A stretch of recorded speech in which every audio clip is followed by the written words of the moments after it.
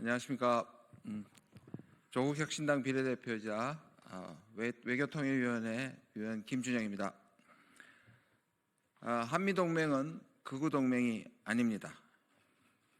존경하는 국민 여러분, 지난 6일 미국 공화당의 영킴 하원 의원이 한미동맹과 관련된 기고문을 현지 매체에 실었습니다. 그 내용이 가관입니다. 영킴 의원은 기고문에서 이렇게 주장했습니다. 광화문에 모인 탄핵 반대 세력이 태극기와 성조기를 함께 들고 있는 모습에 주목해야 한다. 윤석열 탄핵 주도 세력이 한미동맹을 폄훼하고 있다. 내란 동조자들의 논리와 하등 다를 게 없는 엉터리 주장입니다. 심지어 극우의 대표격인 정광훈 씨는 과거 영킴 의원을 설득해 미국 의회의 한반도 평화 법안을 막았다고 자랑한 바 있습니다. 이번 기고문도 그와 무관치 않을 거란 합리적 의심이 듭니다.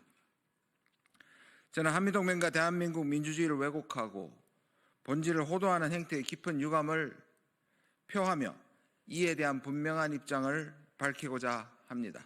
첫째, 민주적 절차를 왜곡한 영킴 의원의 반론을 규탄합니다. 내란 숙의 윤석열의 탄핵은 지난 12월 14일 국회에서 민주적 절차에 따라 진행되었습니다. 민주주의의 심장을 자처하는 미국의 하원 의원이 되레 민주주의를 지키려 행한 탄핵의 본질을 호도했습니다. 내란 숙의 윤석열과 그 동조 세력의 스피커를 자처했습니다. 참으로 유감입니다. 둘째, 국민의힘의 기고문 악용은 국민 기만입니다. 국회의원이기를 포기하고 관잡 인간 방패가 되어 윤석열을 비호 중인 자들이 이 기고문이 호재로 다가왔겠지요. 곧바로 얼씨구나 하고 써먹고 있습니다. 어제 국민의힘은 기고문 내용을 통째로 인용한 대변인 논평에서 이렇게 주장했습니다. 한국 정치권과 국민들이 귀담아 들어야 할 의미 있는 지적이다. 국민의힘은 한국의 대외 신인들을 떨어뜨려 반사이익을 얻으려는 시도를 막겠다. 지금 자기소개하고 있습니까? 한국의 대외 신인들을 땅바닥에 처박은 자, 외교를 망치고 동맹을 훼손한 자가 누구입니까? 하룻밤 기염으로 외국 정상을 황급히 출국하게 만들고 미국 대사 전화를 무시해 외교적 결례를 저지르게 한 자가 누구입니까? 모두 윤석열과 그 하수인들 아닙니까? 이러다 사실은 계엄도 야당이 선포했다고 말할 지경입니다. 지금 이 순간에도 국민의힘은 극우 논리를 답습하며 엉터리 주장을 확대 재생산하고 있습니다. 이는 단순한 정치적 실책이 아니라 국민 기만입니다. 제발 부끄러움을 하십시오. 셋째, 김태효 안보실 1차장을 둘러싼 의혹을 해명해야 합니다. 지금껏 윤석열 정부의 외교 참사마다 김태효가 있었습니다. 사도광산 논란 때 중요한 것은 일본의 마음이란 망발로 피해자 가슴에 대못을 박은 자, 미국 대통령 후보가 자기 가르침을 받아야 한다며 오만방자하게 말한 자, 한미가 그 사실상 핵공유를 한다며 떠들다가 미국에 바로 즉각적으로 면박당한 자가 바로 김태효입니다. 어제 민주당 정동영 의원은 김태효 차장이 골드버그 주한 미국 대사에게 계엄이 불가피했다는 망언을 했다고 밝혔습니다. 심지어 골드버그 대사가 김태효를 윤석열의 뇌수라 칭했다는 증언도 나왔습니다. 김태효 차장이 곧바로 반박했습니다만 국민 여러분도 잘 아시다시피 그의 강력한 부정은 강력한 사실이 되어 돌아왔습니다. 김태효 차장에게 경고합니다. 그리 당당하다면 국회에 나와 선서하고 증언하십시오. 국회 운영위 정인 출석은 비로한 핑계를 대며 불출석하면서 외교 참사의 마디마다 어렁거렸던 윤석열의 뇌수 김태효는 숨지 말고 나오십시오. 국민 여러분, 민주주의와 진실의 힘은 셉니다. 한미동맹은 극우동맹이 아닙니다. 한미동맹은 특정 정권의 실책을 덮는 방패도 아닙니다. 윤석열 정부와 국민의힘은 더 이상 국민을 기만하지 마십시오. 윤석열은 응당한 처벌을 받고 국민의힘은 하루빨리 해산하길 바랍니다. 감사합니다. 수고하셨습니다.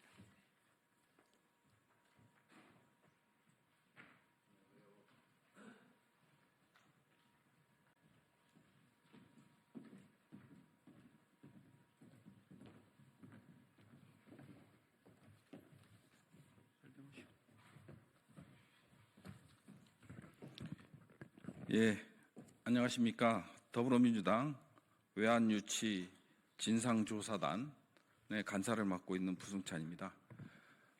오늘 드론사와 관련해서 저희가 이제 외환유치단에서 방문하기로 했으나 드론사에서 이를 불허했습니다. 이와 관련돼서 진상규명이 반드시 필요하다는 입장에 기자회견을 하게 됐습니다. 먼저 참석하신 분들 소개드리겠습니다.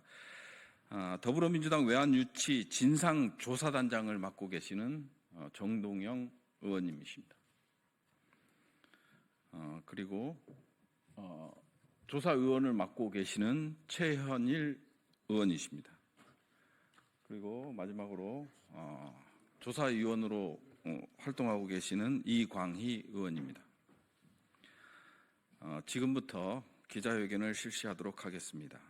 드론작전사령부 방문부로 외환유치 진상규명 방해 행위다.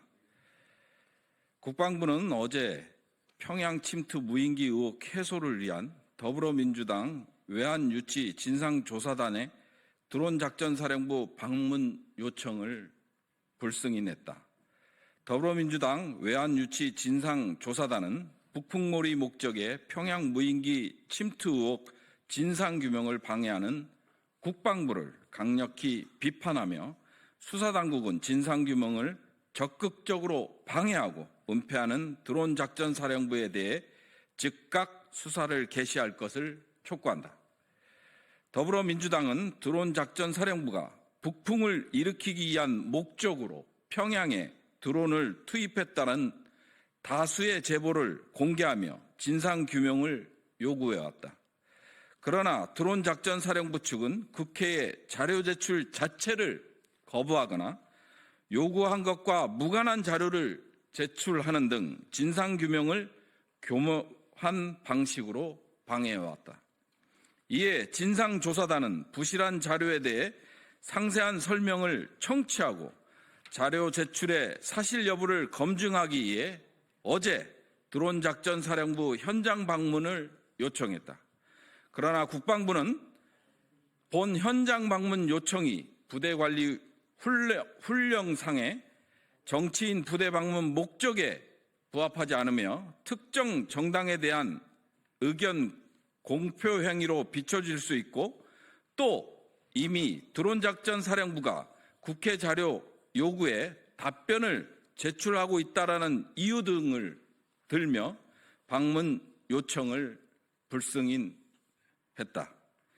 그러나 진상조사단의 방문 목적은 평양 무인기 침투의 외환유치 의혹을 규명하기 위한 것으로 부대관리훈령 제141조 2항 3 군 관련 공적 업무 수행을 위한 방문에 해당된다고 할 것이다. 드론작전사령부가 국회 자료 요구에 답변을 제출하고 있다는 주장은 앞서 언급했듯 새빨간 거짓말이다. 더불어민주당 외환유치 진상조사단은 아래와 같이 평양 무인기 침투 4대 의혹이 규명되어야 한다고 주장하며 드론작전사령부가 그동안 어떻게 국회의 평양 무인기 침투 의혹 진상규명을 방해해왔는지 공개한다. 첫째, 윤석열 대통령 직속 비선라인이 주도했다는 의혹을 규명해야 한다. 군 관계자 제보에 따르면 지난해 봄 국가안보실 고위공직자가 드론작전사령부를 방문했다고 하며 여름에는 드론작전사령관이 용산을 방문해 국가안보실 등에 보고했다고도 한다. 드론작전사령부가 공식 명령 개선인 국방부와 합동참모본부를 건너뛰고 용산으로부터 평양 무인기 투입 지시를 받았다는 주장이다. 그러나 드론작전사령부는 국가안보실 인사의 사령부 방문 여부, 드론작전사령관의 용산 방문 여부와 같은 국회의 가장 간단한 사실관계 요청에 일주일 이상 응답하지 않고 있다. 둘째, 이미 신뢰성 잃은 의심 무인기 기종 재고 현황을 검증해야 한다. 드론작전사령부는 지난해 10월 21일 총 4대가 파손됐다고 제출하더니 12월 11일에는 그 외에도 수대가 더 파손됐다고 밝혔다. 드론작전사령부는 해당 무인기 일부가 그 사이에 파손되거나 유실됐느냐는 단순한 질문에도 조사 중이라 밝힐 수 없다는 말로 일관하고 있다. 셋째, 드론작전사령부가 공개하지 않고 있는 2024년 10월 상황일지를 확인하고 검증해야 한다. 드론작전사령부의 자료제출 회피 행태는 정보사령부가 12월 3일 등의 상황일지를 국회에 제출한 것과 매우 대조적이다. 상황일지에 평양 침투 드론 관련 내용이 담겼을 가능성은 적으나 이는 명백한 자료제출 회피가 아닐 수 없다. 넷째, 드론 작전 사령부에 삐라통을 제작할 수 있는 3D 프린터가 있었는지 관련 사실을 확인해야 한다. 또 다른 제보에 따르면 드론 작전 사령부 보유한 3D 프린터를 활용해 삐라통을 제작해 무인기에 탑재해 평양에 보냈다. 조사단은 이를 확인하기 위해 드론 작전 사령부가 보유한 전자 IT 기기 목록을 요청했으나 사령부 측은 엉뚱하게도 PC, 모니터, 프린터, 스캐너 등 장비를 갖고 있다고 밝히고 세부 목록은 제출하지 않았다. 이 역시 명백한 자료 제출 회피다. 더불어민주당 외환유치 진상조사단의 드론작전 사령부 방문은 평양 무인기 침투 관련 사실관계를 확인하기 위한 군 관련 공적 업무 수행을 위한 방문으로 국방부의 방문부로 조치는 납득할 수 없다. 드론작전 사령부가 국회 자료 제출 요구에 성실히 응했어도 방문의 필요성은 없었을 것이다. 수사기관은 김용대 드론작전 사령관과 핵심 참모들에 대해 수사에 즉각 착수하기 바란다. 2025년 1월 8일 외환유치 진상조사단 정동영 단장외 단원 1동. 예, 마지막으로 우리 외환유치 진상조사단장님의 말씀이 있겠습니다. 예, 내란죄도 엄청난 죄입니다만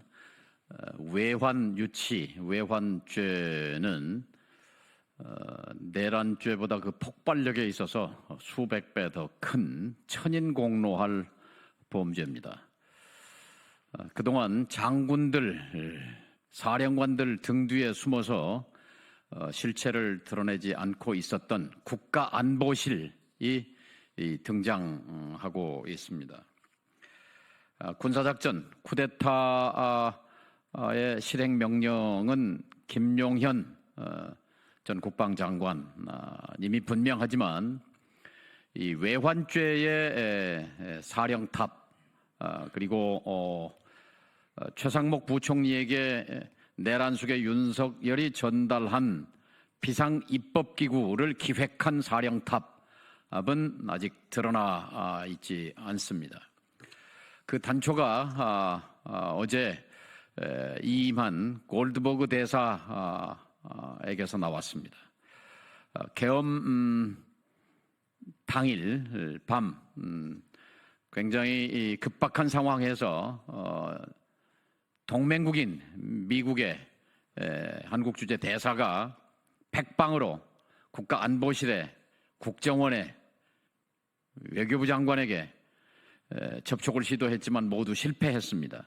그리고 최초로 접촉이 된 사람이 계엄 해제 결의 이후 국회가 12월 4일 새벽 1시에 계엄 해제 결의를 한 몇 시간 뒤에 국가안보실 차장 김태효 씨와 첫 통화가 됐습니다.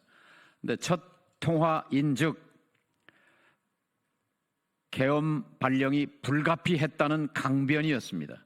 여기에 대해서 동맹국 대사로서 골드버그 대사는 굉장히 충격을 받았고 놀랐고 그리고 불쾌했다 하는 얘기를 핵심 인사에게 그대로 전했습니다.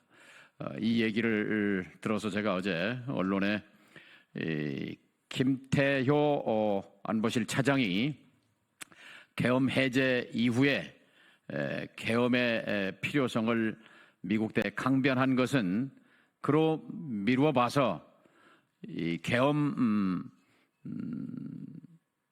기획 과정에서 안보실의 핵심으로서 여기에 연루돼 있을 관여돼 있을 가능성이 크다는 반증이다 이런 말씀을 드렸습니다. 오늘 이 드론사 방문이 불허된 것과 관련해서도 등장하는 것이 국가안보실입니다. 이미 부승찬 의원이 언론을 통해서 공개한 대로 드론사 부대원의 증언을 통해서 V의 지시다. V라는 건 VIP, 내란숙의 윤석열을 말하는 것입니다.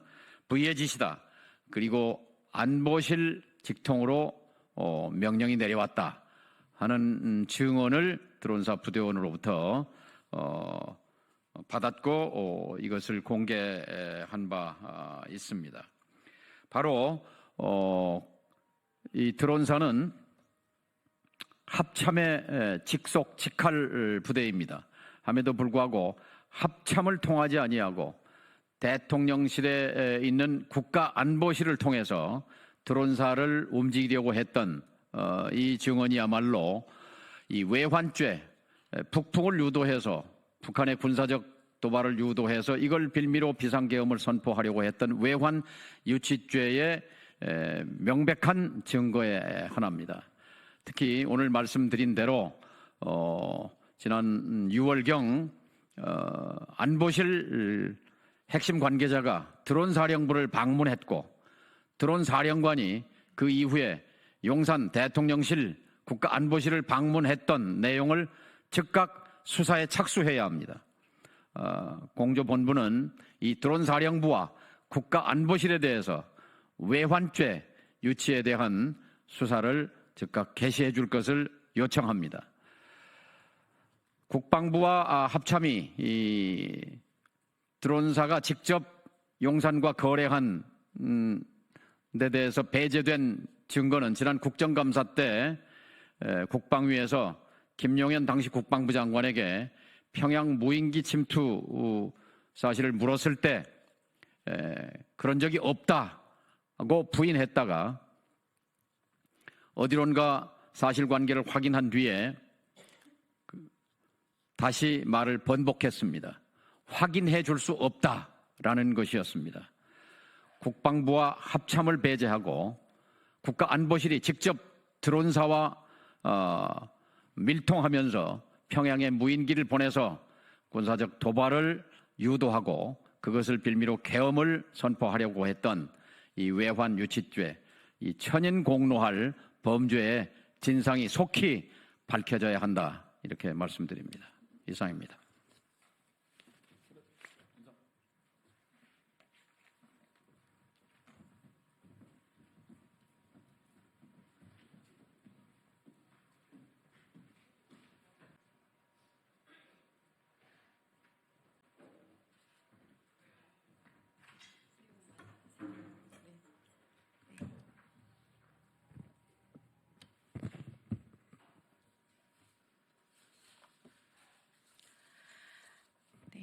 안녕하십니까. 더불어민주당 대변인 황정아입니다.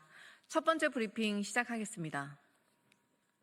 공수처와 경찰은 윤석열의 체포에 대한민국의 명운이 걸려 있음을 명심하십시오. 오동훈 공수처장이 체포영장 집행 무산과 관련 국민께 사과하며 2차 영장 집행에 대한 각오를 밝혔습니다. 그 다짐을 이제 결과로 보여주시기 바랍니다. 내란 속의 윤석열과 경호처는 내란을 넘어 내전을 꿈꾸고 있습니다. 공수처는 내란 세력의 이러한 망상을 진압하고 법치와 헌정 질서를 바로 세워야 할 책무를 명심하시기 바랍니다. 헌정 질서를 전복하려는 반국가적 행위는 결코 용납될 수 없습니다.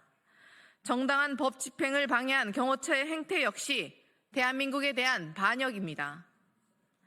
이번에 반드시 영장 집행을 완수해 내란 수계 윤석열의 헌정 질서 파괴와 무정부적 카오스를 끝내주기 바랍니다. 윤석열의 체포가 지연되면 법치는 뿌리째 흔들리고 사법 시스템은 붕괴할 것입니다. 사법부도 체포영장을 재발부하며 법치와 사법 정의를 바로 세우라고 요구하고 있습니다. 공수처와 경찰은 윤석열 체포가 내란 종식의 첫발이자 대한민국의 명운을 가르는 중대한 역사적 과업임을 유념하고 단호히 영장 집행에 임해주기 바랍니다. 더 이상의 무능과 미숙함은 용인되지 않습니다. 공수처와 경찰은 2차 영장 집행이 마지막이라는 각오로 모든 가용 인력과 자원을 투입해 내란 수괴를 반드시 체포하십시오. 네, 두 번째 브리핑 시작하겠습니다. 경호처는 내란 수괴의 사병, 반란군을 위한 관용이나 선처는 없을 것임을 명심하십시오. 대통령 경호처가 정당한 법 집행을 맡겠다고 관저에 철망과 차벽을 삼중으로 쳐 서결산성을 쌓았습니다. 심지어 경호처는 체포조를 꾸려 법을 집행하는 경찰들을 역으로 체포할 궁리까지 하고 있다니 경호처가 내란 수괴 윤석열의 사병을 넘어 반란군을 꿈꾸고 있는 것 같습니다. 국민에게 총뿌리를 겨눈 내란 수괴를 지키겠다고 국민과 헌법 질서에 맞서는 것은 반역임을 경호처에 엄중히 경고합니다. 반란군을 자처하는 대통령 경호처에게 남은 명예는 단 한 점도 존재하지 않습니다. 내란을 내전으로 만들려는 반란군, 경호처에게 엄정한 법의 철퇴가 내려져야 합니다. 공수처와 경찰은 경호처가 체포영장 집행을 방해하면 일말의 관용이나 선처도 없이 즉각 현행범으로 체포하기 바랍니다. 내란 수괴 윤석열과 경호처의 법의 엄중함을 깨닫게 하십시오. 내란 수괴 윤석열은 물론이고 경호처를 반란군으로 전락시킨 박종준 경호처장과 간부들을 내란 주요 종사자로 엄중히 처벌하십시오. 대한민국과 국민은 더 이상 내란에 허비할 시간이 없습니다. 공수처와 경찰은 신속하게 체포작전을 수립해 정당한 법 집행에 저항하는 윤석열과 경호처를 모두 잡아들이기 바랍니다. 이상입니다.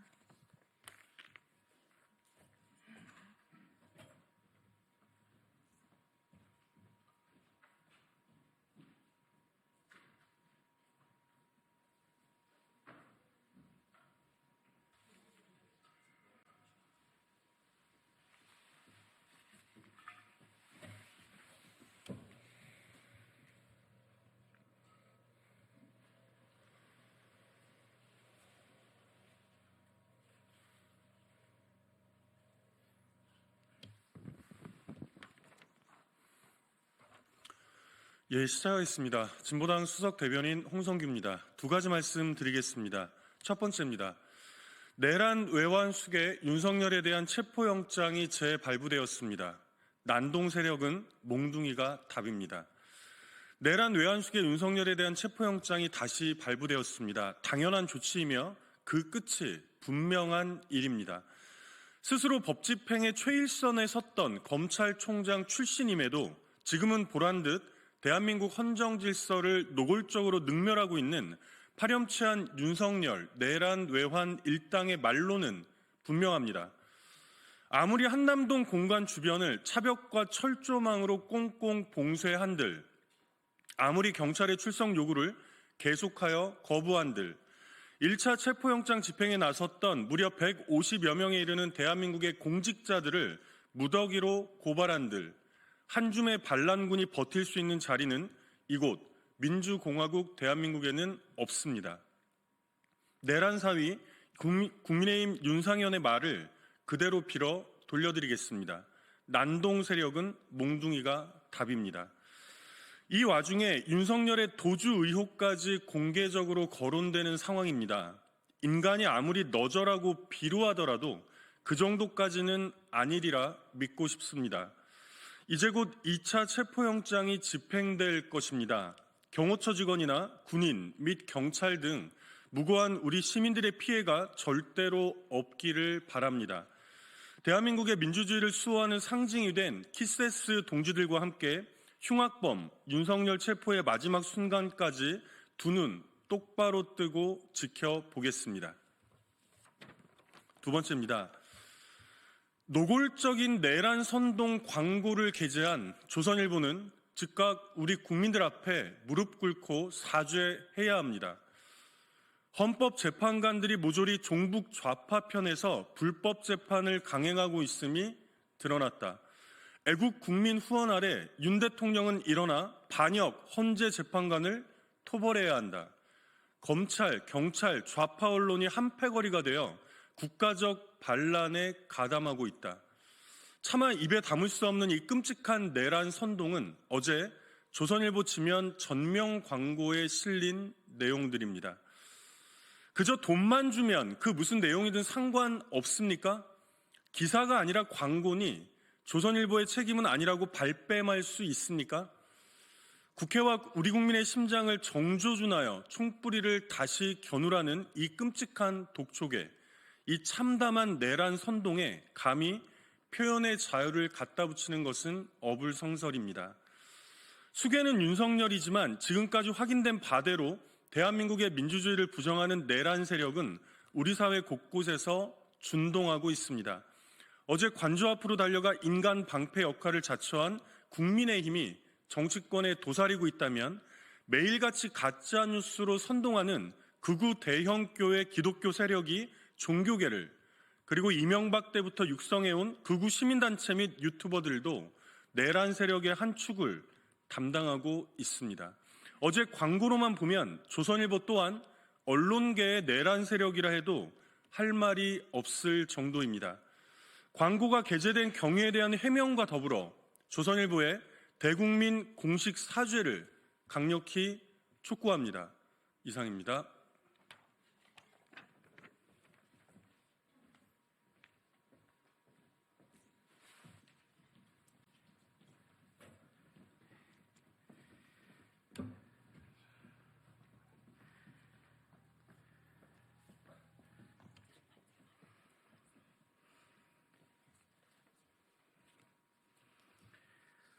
네, 안녕하십니까. 국회 환경노동위원회 소속 더불어민주당 국회의원 박홍배입니다.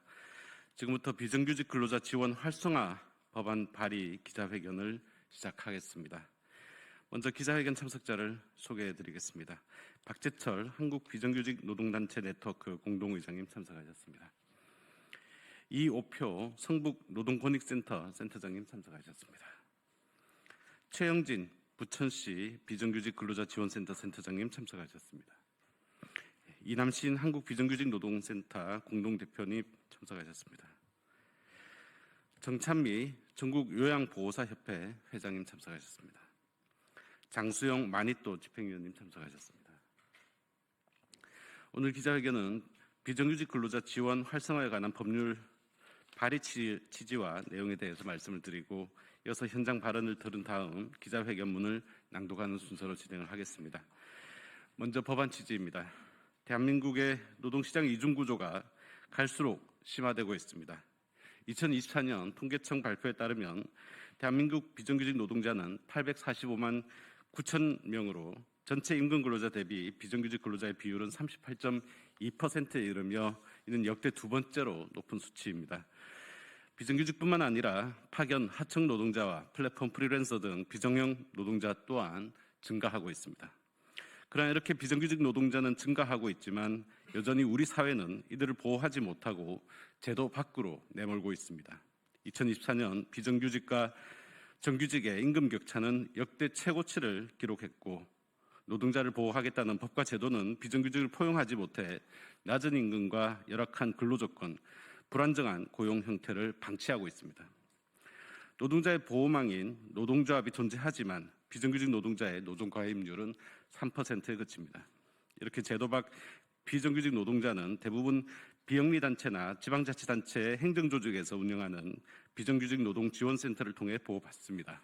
하지만 이에 대한 중앙정부의 책임이나 재정적 지원에 대한 법률상 근거가 없어 전적으로 지자체 예산에 따라 사업의 존폐가 결정되고 이들 센터들은 매년 예산이 삭감되지 않을까 하는 불안에 떨고 있습니다.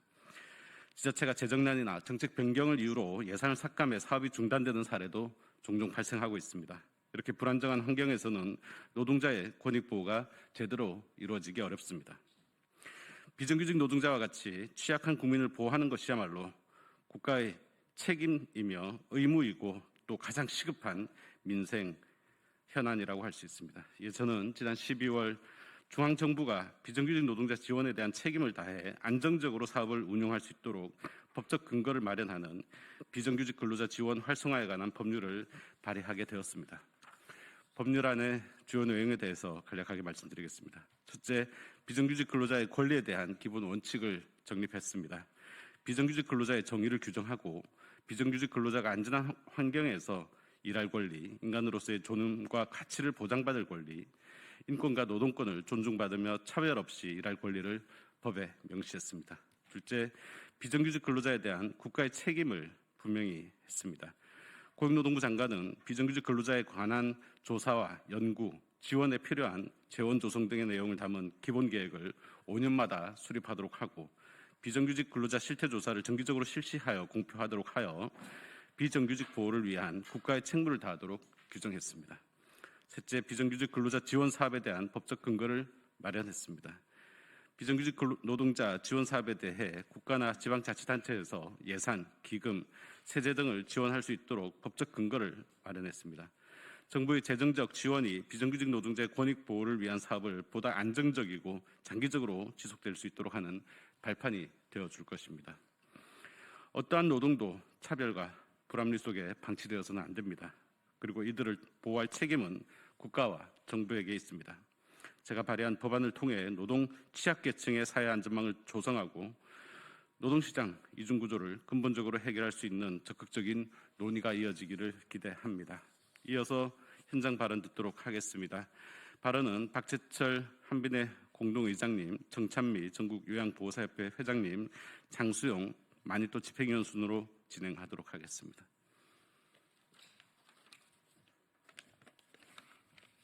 안녕하십니까. 한국비정규직 노동단체 네트워크 공동의장 박재철입니다. 우리 사회는 수많은 노동자들의 노동에 근거해 생존하고 있습니다. 노동자들이 곳곳에서 오늘도 묵묵히 자기 역할을 함으로써 우리는 불편하지 않게 일상을 향유해 가고 있습니다. 하지만 오늘 한국 사회 노동 현실은 그렇게 좋지 않습니다. 대한민국 헌법은 모든 일하는 사람들이 권리를 보장받을 수 있도록 정하고 있습니다. 하지만 우리 사회 90%에 가까운 노동자들은 그 권리를 누리지 못하고 있습니다. 일주일 15시간 미만의 단시간 노동으로 일하고 있는 아르바이트 청년에서 3개월마다 근로계약서를 썼다, 사직서를 썼다를 반복하고 있는 아파트 고령 청소 경비 노동자들에 이르기까지 최저임금을 받으면서도 취약한 고용환경과 노동환경에서 일하고 있는 노동자들이 점차 늘어나고 있습니다.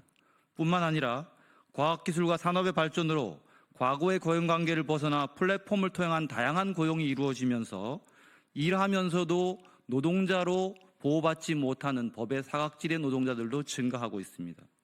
비정규직 및 취약 노동자들이 증가하고 비전형적인 노동자들이 확산되면서 법이 있어도 법을 찾지 못하거나 아예 법의 보호를 받지 못하는 노동자들이 증가하고 있습니다.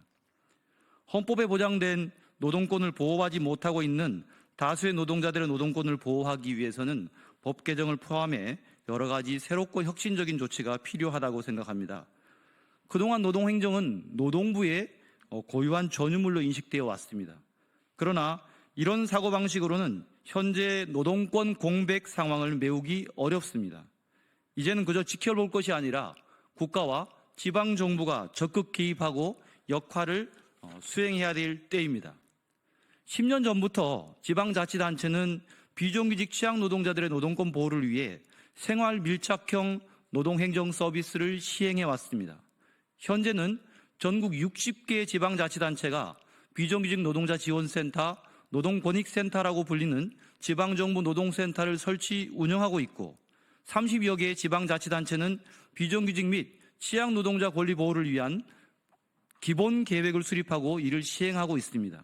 그 결과 그동안 노동권에서 소외되었던 많은 노동자들이 자신이 일하고 생활하는 공간에서 상담을 받고 교육을 받고 맞춤으로 지원받을 수 있는 체계가 마련되었습니다. 지역별로 보면 연간 수천 명의 노동자들이 이 서비스의 도움을 받고 있습니다. 이제 우리는 10년 넘는 기간 동안 진행해온 지방정부 노동센터를 비롯한 생활밀착형 노동행정을 전국 모든 곳으로 확산해 우리 곁에서 묵묵히 일하고 있는 비정규직 취약 노동자들의 노동권을 보호하고 그들의 노동을 응원하고자 합니다. 대한민국에서 일하는 모든 국민은 자신이 일하고 있는 일터에서 생활하는 곳에서 자신을 위한 노동행정 서비스를 받을 수 있도록 만들어 가고자 합니다. 박홍배 의원님이 12월에 발의하신 법안은 비정규직 근로자들을 위한 이러한 시스템과 제도를 만들어가는 기본 내용입니다. 이 법안은 우리 사회 90% 노동자들의 헌법적 기본권을 지켜내고 생존권을 지켜내기 위한 그간의 지방정부 노동행정의 성과를 기반으로 한 전국화의 사업입니다. 이를 통해서 좀 더 촘촘하고 실효성 있는 노동자 보호 방안이 마련될 수 있을 것이라고 기대하고 있습니다. 이 법안은 90% 노동자들의 노동권과 생존권이 걸린 문제입니다. 당리당략을 떠나서 모두가 이 법안에 함께 해 주시길 바라겠습니다. 고맙습니다.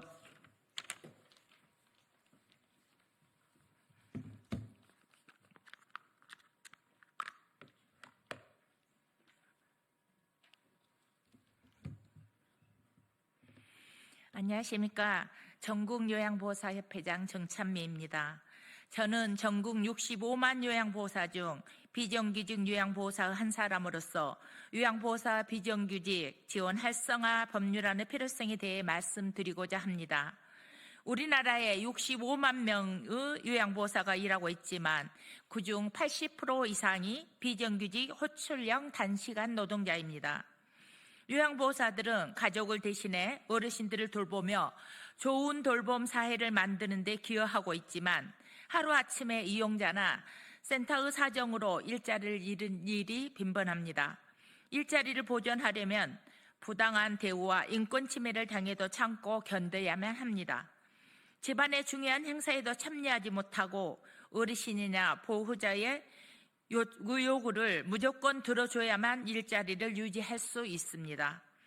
이용자 사정에 따라 비자발적 실직을 당했을 때도 요양보호사 지원해주는 제도는 없습니다. 스스로 구직 사이트를 찾아다니며 새로운 일자리를 구해야 합니다. 이러한 구조 속에서 3년 이상 장기근속을 하는 요양보호사에게 주어지는 장기근속 장려금을 받은 사람이 27.5%에 불과합니다. 이는 비정규직 호출형 노동 구조가 초래한 문제이며 이러한 노동 환경에서 안정적이고 질 높은 돌봄이 제공되기는 어렵습니다. 더욱 심각한 문제는 인권 침해와 부당한 대우에 대한 보호 장치가 부재하다는 점입니다. 많은 요양보호사들이 성희롱, 폭언, 폭행까지 경험하지만 이를 신고해도 제대로 보호받지 못합니다. 오히려 문제를 제기하면 일자리를 잃는 상황이 발생하기도 합니다. 장기 군속을 원한다면 이런 부당한 대우를 참고 견뎌야만 하는 구조입니다. 이는 노인 돌봄 인력 부족이라는 사회적 문제를 더욱 심화시키고 있습니다. 정부와 지자체는 초고령 사회로 접어드는 현실 속에서 노인 돌봄 인력을 부족을 해결하기 위해 외국인 노동자 유입을 고려하고 있습니다. 그러나 우리나라 요양보호사 자격증 취득자가 250만 명이 넘는 현실에서 현장에서 일하는 사람은 겨우 65만 명뿐입니다. 이는 요양보호사가 안정적이지 못한 직업으로 인식되기 때문입니다. 낮은 처우와 불안정하고 고용 환경이 개선되지 않은 한 국내 인력이 유학 현장으로 유입되기는 어렵습니다. 유황보호사들이 안정적으로 일할 수 있는 환경을 만들기 위해 다음과 같은 제도적 변화가 필요합니다. 첫째, 부당한 대우에 대한 신고 및 구제를 보장하는 시스템이 마련되어야 합니다. 요양보호사들이 인권을 보호받으며 일할 수 있도록 상담 및 지원 기관이 설립되어야 합니다. 둘째, 비자발적 실직에 대한 지원 제도가 도입되어야 하며 안정적인 재취업을 위한 정책적 뒷받침이 필요합니다. 셋째, 정부는 요양보호사 처우와 권익 향상을 위해 장기요양법을 개정하고 지자체는 예산을 확보하여 처우 개선 조례를 실행해야 합니다. 넷째, 모든 비정규직 노동자들이 차별받지 않고 안정적으로 일할 수 있도록 비정규직 노동 환경 개선에 힘써야 합니다. 마지막으로 좋은 돌봄은 안정된 노동 환경에서 시작됩니다. 요양보호사가 행복해야 돌봄을 받은 어르신도 행복할 수 있습니다. 초고령 사회를 준비하기 위해 정부와 지자체는 요양보호사의 노동환경 개선과 처우 향상에 실질적인 관심과 지원을 기울여야 합니다.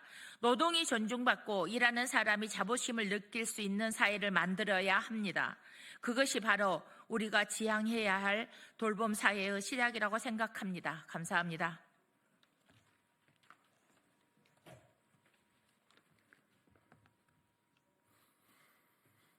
안녕하세요. 저는 경기도 안산에서 온 24살 장수용이라고 합니다. 저는 2019년 가을 현장 실습으로 첫 노동을 시작했습니다. 현장 실습을 나간 지 일주일도 되지 않아 3개월 동안 충남 당진으로 파견되어 일하게 되었고, 고향을 떠나 새로운 곳에서 첫 노동은 참 어려웠습니다. 현장 실습생은 다른 지역으로 파견되면 안 되는 것도, 주말에 일하면 안 되는 것도 몰랐습니다. 그저 시키는 대로 일을 했습니다. 회사에서 어른들은 아무도 알려주지 않았고 그저 하라는 대로 따랐습니다. 처음으로 살던 동네를 떠나 파견을 나오고 기계 돌아가는 소리와 용접 불꽃 사이에 있다 보니 첫 회사 생활은 생각보다 너무 힘들고 외로웠습니다. 그러다 어느 날 주말에 일을 시켜서 미안하다며 하루 휴가를 주시겠다고 했습니다. 휴가날 학교를 찾아가 선생님께 이야기하고 나서야 주말 근무가 사라졌습니다. 한 달이 지난 뒤 현장 실습이 끝나고 취업으로 전환되었습니다. 취업을 하고 나니 아침 7시 반에 출근을 해 새벽 1시까지 일을 하게 되었습니다. 회사에서는 당연한 것이라 이야기하였고 저도 그때까지는 그게 당연한 것이라 생각했습니다. 하지만 지금은 달라졌습니다. 6년 전 그때 안산시 비정규직 노동자 지원센터를 만났기 때문입니다. 학교 전담 노무사로 만난 비정규직 센터의 노무사님과의 인연을 통해 많은 것들이 바뀌었습니다. 비정규직 노동자 지원센터에서는 현장 실습과의 첫 노동의 어려움이 저 혼자만 느낀 게 아닌 것을 깨닫게 해줬습니다. 그리고 이런 청년 노동자들을 믿고 지지해주는 비정규직 센터 덕분에 70여 명이 모여 안산시의 특성화고 졸업 청년 노동자 모임인 마니또를 만들게 되었습니다. 청년 모임 마니또에서는 많은 친구들이 회사에서 부당한 대우를 받고 임금 체불과 산재 등 좋지 않은 일이 생겼을 때 비정규직 센터에 계신 분들과 노동법의 도움으로 회사에서 만난 부당한 일들을 바로 잡을 수 있었습니다. 비정규직 센터가 하는 다양한 활동에 참여하면서 좋은 이웃들, 지역의 선배 노동자들의 만남을 이어졌었고, 퇴근 후에 지치지 않고 다양한 동아리 활동도 하고 많은 체험도 할 수 있었습니다. 마니또 친구들은 글쓰기나 축구에서부터 경제 연구 동아리까지 총 9개의 동아리를 만들어 활동하고 더 이상 힘든 노동에 묻혀 일상을 반복하고 천떡꾸러기 노동자로 살아가는 게 아니라 함께 모여 서로 하고 싶은 취미 활동이나 봉사 활동 같은 일터의 고민들을 나누며 자기 개발도 하고 있습니다. 그리고 때로는 저희 생각과 목소리를 전할 수 있는 무대에 서기도 했습니다. 작년부터 저는 비정규직 노동자 지원센터의 친구 도움과 마니또에 있는 친구들과 함께 현장 실습생들을 위한 안내 책자를 만들어 배포하였고, 지역에서 똑같은 경험을 하게 될 현장 실습생 후배들에게 도움이 되기 위해 법률 강좌도 듣고 온라인 상담을 준비했는데요. 저는 이미 겪었고 마니또 친구들도 겪었지만 또 다른 청년 노동자, 현장 실습생 친구들은 일터에서 부당한 일들은 만나지 않았으면 좋겠습니다. 그리고 만약 부당한 일이 생기더라도 옆에서 도와줄 수 있는 분들이 많이 있었으면 합니다. 저희 마니또 친구들이 비정규직 센터의 도움을 받은 것처럼 다른 지역에 계신 청년 노동자들도 이렇게 도움을 받을 수 있는 곳이 있었으면 좋겠습니다. 일하다가 부담 없이 찾을 수 있고 언제든 연락을 해서 도움을 받을 수 있는 곳, 서로의 경험을 나누고 또 누군가의 도움을 줄 수 있는 사람으로 성장할 수 있는 곳, 비정규직 노동자 지원센터처럼 전국에 곳곳에 생겼으면 좋겠습니다. 감사합니다.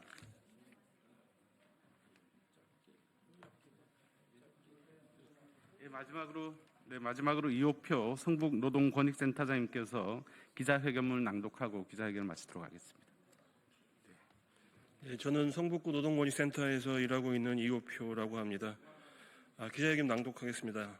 3에서부터 시작하는 노동 취약계층 보호, 노동시장 이중구조 해소를 위한 척경이다. 대한민국은 명실상부 선진국 반열에 올라서게 되었지만 우리의 노동현실은 대려 불평등과 양극화가 심화되고 있다. 2024년 8월 기준 대한민국 비정규 노동자는 845만 9천 명이며 정규직과 비정규직의 임금 격차는 역대 최고치를 기록했다.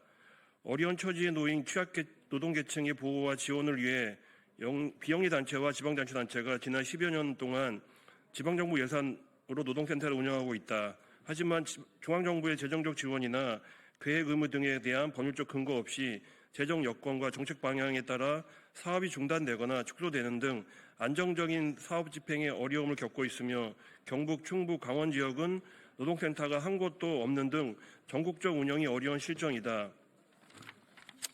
지난 12월 박홍계 의원이 발의한 비정규직 근로자 지원 활성화에 관한 법률안은 대다수 취약계층 노동자 당사자들에게 사회 안전망을 제공하고 노동시장 이중구조 개선에 기여해온 노동센터들이 전국적인 역할을 할 수 있도록 지원하는 내용을 담고 있다. 이번 법률안 제정을 통해 박홍계 의원실과 한국 비정규직 노동장치 네트워크는 취약계층 노동 당사자 눈높이에서 지역에 맞춤해 노동자들의 권익을 보호하고 노동시장 이중구조를 근본적으로 해결해 보다 평등한 대한민국을 만드는 데 앞장서 나갈 것이다. 2025년 1월 8일 더불어민주당 국회의원 박홍배 한국비정규노동센터 네트워크. 네, 감사합니다.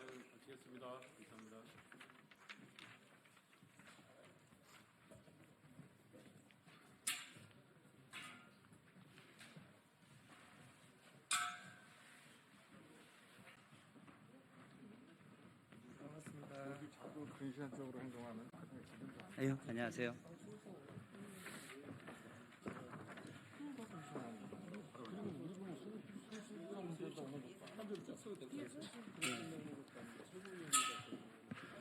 예, 기자 여러분 반갑습니다.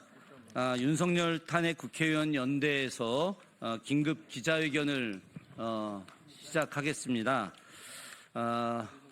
여러분 너무 잘 아시다시피 내란 속에 윤석열이 한남동 관저에 숨어서 나오지 않고 있고 국민의힘 44명의 의원들은 내란 수계를 비호하고 있습니다. 경호처는 내란 수계를 계속 도피시키고 있습니다. 이런 말도 안 되는 상황들이 벌어지고 있습니다.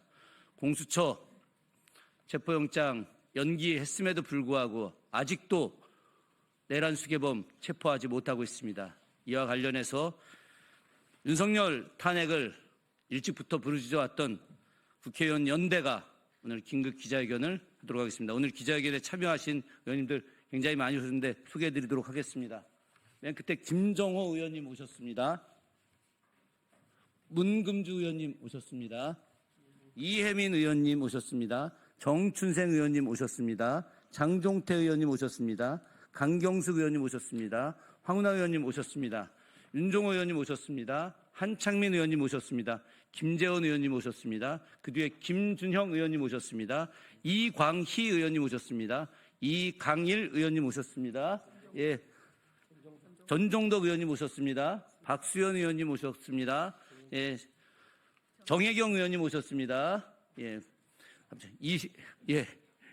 이성윤 의원님 오셨습니다. 예, 순서 말씀드리도록 하겠습니다. 황운하 공동대표님께서 말씀해 주시고 윤종호 공동간사님 진보당 대표님 말씀해 주시고 한창민 의원님 말씀해 주시고 기자회견문은 박수현 대표님께서 낭독해 주시도록 하겠습니다. 예, 황운하 대표님. 예.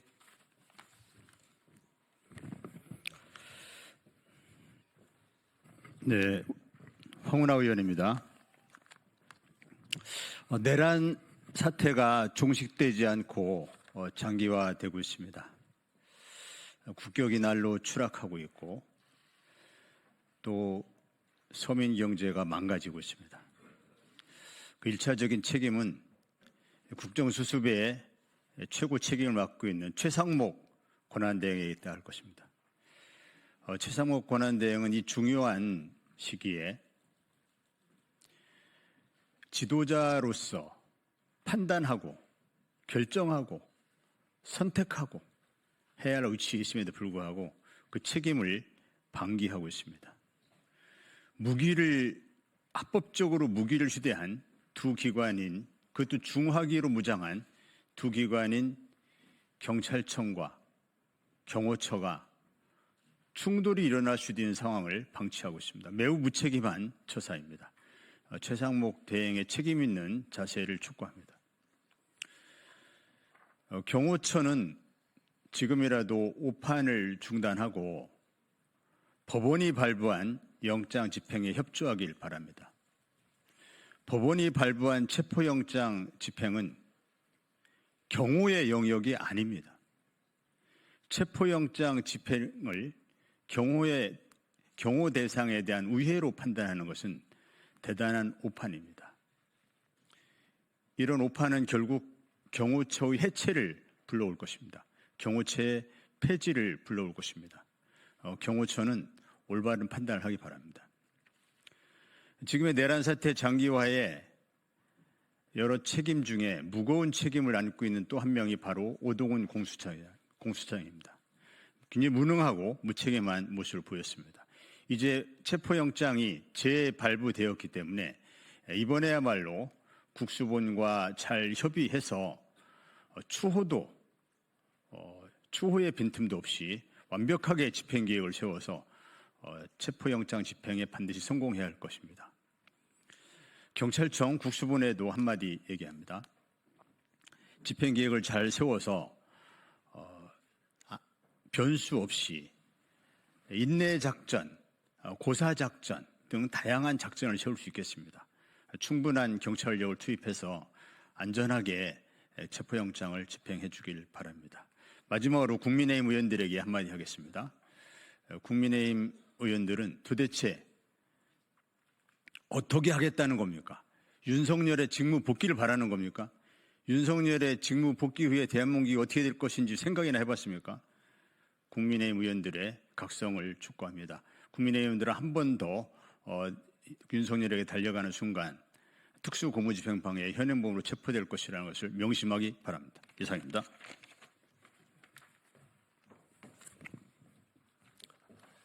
예, 윤석열 탄핵 국회의원 연대 간사를 맡고 있고 진보당 원내대표 윤종호 의원입니다. 비상계엄 내란 사태가 일어난 지 한 달이 지나고 있지만 내란 우두머리인 윤석열을 아직 체포하고 있지 못하고 있습니다.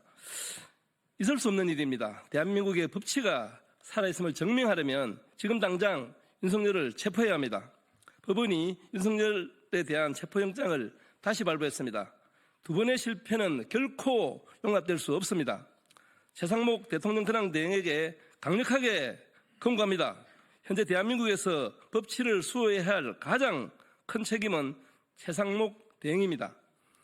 또다시 1차 집행 때처럼 기관이 알아서 할 일이라는 태도를 보인다면 이는 법치를 수호할 의지가 없다는 것으로 국민은 판단할 것입니다. 최상목 대행의 말처럼 국민과 역사의 평가를 더럽게 여긴다면 법원의 체포영장이 제대로 집행될 수 있도록 대행의 권한을 행사하기를 거듭 요청합니다. 내란 우두머리 윤석열과 경호처의 불법 행위를 또다시 묵과한다면 엄중한 책임을 지게 될 것입니다. 국민은 정권에 반대한 사람들을 모조리 탄압해왔던 공권력이 내란을 획책한 우두머리를 체포조차 하지 못하고 있는 것에 대해 커다란 분노를 느끼고 있습니다. 공조부는 5시간이 아니라 얼마가 걸리더라도 경찰 특공대를 포함해 어떤 수단을 동원해서라도 반드시 윤석열을 체포하여 대한민국 법치가 살아있다는 것을 보여주시기 바랍니다. 네, 이상입니다.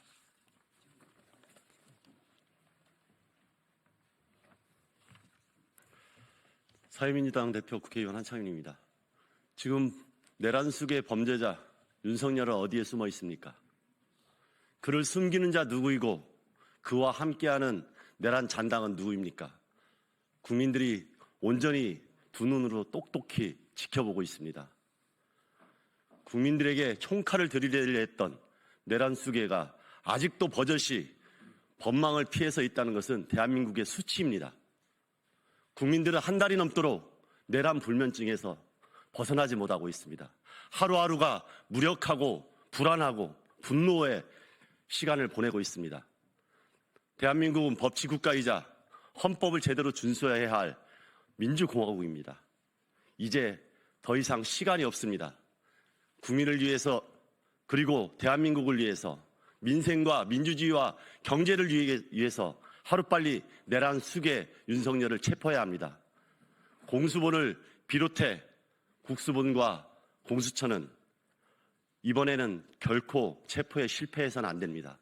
다시 한번 실패한다면 지금의 내란 사태는 더욱 지속될 것이고 국민들의 불안은 더욱더 가중될 것입니다. 이제 우리가 해야 될 것은 법에 따라서 명확하게 만인이 평등하는 대한민국을 만드는 길입니다.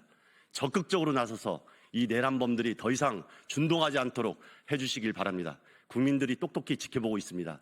이제 대한민국을 살릴 모든 책임은 국가기관이라는 것을 잊지 말기 바랍니다. 이번 체포가 실패하지 않도록 모두가 최선을 다해 주시길 부탁드립니다. 고맙습니다.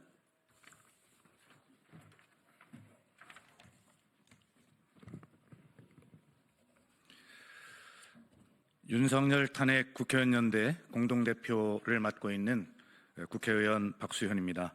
오늘 기자회견문을 낭독하도록 하겠습니다. 윤석열은 국민이 보낸 오라줄을 순순히 받고 석고 대죄하라. 윤석열에 대한 정치, 사회적 평가는 이미 끝났다. 한평생 검사로 살아온 사람이 대통령이 되자 헌법 수호가 아니라 헌법 질서를 파괴한 것은 물론이고 이제는 관저에 꽁꽁 숨어 체포를 거부하는 도망자 신세로 전락했다. 윤석열은 모든 국민은 법 앞에 평등하다는 가장 중요한 헌법적 원칙을 무너뜨렸다. 헌법재판소 재판관들도 이 모든 과정을 지켜보고 있다. 결국 윤석열이 가야 할 곳은 감옥이며 이미 그가 있는 곳은 사실상 감옥이나 마찬가지다. 윤석열도 비루하지만 비상계엄 사태와 내란이라는 중대 범죄를 저지른 자를 처리하는 과정에서 그의 체포에 실패한 것은 무엇보다 공수처의 책임이 크다. 지난 1월 3일 체포영장 집행 실패 사흘을 그냥 날려버렸고 결국 체포영장 시한이 만료될 때까지 윤석열이 관저에 있는지 없는지조차 파악하지 못했다. 특히 공수처는 경찰에 체포영장 집행을 일임하겠다고 했다가 경찰이 반발하면서 무능할 뿐만 아니라 무책임하다는 비판까지 나오게 만들었다. 이에 우리는 현장 경험이 부족한 공수처의 뼈아픈 실책이라고 인정하고 공수처가 2차 집행에 나설 때는 부족한 점을 보완해 반드시 윤석열을 체포할 것을 강력하게 요구한다. 만약 이번에도 영장을 제대로 집행하지 못한다면 대한민국은 법치 국가로서의 자격을 포기하는 것임을 반드시 명심하기 바란다. 공수처는 경호처와 경비단 소속 군인들의 숫자를 압도하는 경찰 인력을 투입하고 중화기로 무장한 경찰 특공대와 헬기 투입 등을 적극적으로 검토해야 한다. 또한 2차 영장 집행 당일 윤석열의 체포를 방해하는 자는 지위 고하를 막론하고 누구든 현행범으로 체포해야 할 것이다. 무너진 공권력의 권위를 바로 세우지 않으면 무법천지가 될 것이고 그 책임 또한 오롯이 공수처가 져야 할 것이다. 지난번 체포영장 집행 당시 경호처의 불법 행위를 제지하지 않은 최상목 대통령 권한 대행에게도 강력하게 경고한다. 만약 윤석열 경우에 병력을 더 투입하라거나 그를 보호하기 위한 말도 안 되는 지시를 한다면 우리는 내란 피호 세력에 동조하는 것으로 간주 최 대행에게 모든 법적 조처를 강구할 것이다. 6탄으로 영장 집행을 막겠다며 대통령 관저를 찾아간 44인을 비롯해 국민의힘 의원들 전체에게도 경고한다. 국회의원들이 법원에서 발부된 영장 집행을 저지하는 것은 법치 훼손이다. 극우 광신도 지지자들과 국회의원은 달라야 한다. 만약 당신들이 또다시 영장 집행을 방해한다면 공무집행 방해와 범인 도피죄로 모두 형사 고발할 것이다. 국회의원이라도 현행 범인에게는 불체포 특권이 적용되지 않는다는 사실을 명심하기 바란다. 지금은 누가 헌법을 지키는 사람이고 누가 헌법을 파괴하려는 사람인지 국민들은 다 알고 있다. 결국 윤석열은 탄핵될 것이며 평생을 감옥에서 썩게 될 것이다. 윤석열 당신은 대통령이 되기 전 한 예능 프로에 출연해 잘했든 잘못했든 국민 앞에서 숨지 않겠다고 공언했던 사람이다. 관저에 숨어 차벽을 세우고 군인과 경호원들에게 법치 질서를 위반하라고 지시하는 자신의 모습을 되돌아보라. 정말 부끄럽지 않은가? 말도 안 되는 가짜 뉴스와 무지한 지지자들 뒤에 숨어 더 이상 도망 다니지 않기를 진심으로 바란다. 국민들이 보낸 오라줄을 순수하게 받는 모습만이 당신이 저지른 일에 대한 최소한의 사죄 표시임을 명심하라. 2025년 1월 8일 윤석열 탄핵 국회의원 연대 1동 이상입니다. 하시죠. 여당 속에 윤석열을 즉각 체포하라. 체포하라. 체포하라. 체포하라. 국민이 요구한다. 즉각 체포하라. 체포하라. 체포하라. 체포하라. 예, 이상으로 기자회견 마치겠습니다. 고맙습니다. 예, 의원님들 모두 수고하셨습니다.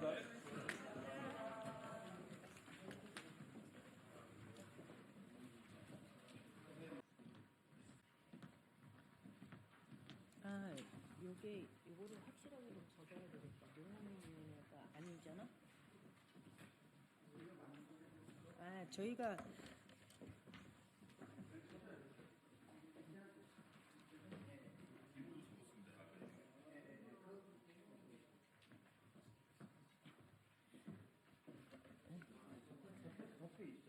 네네.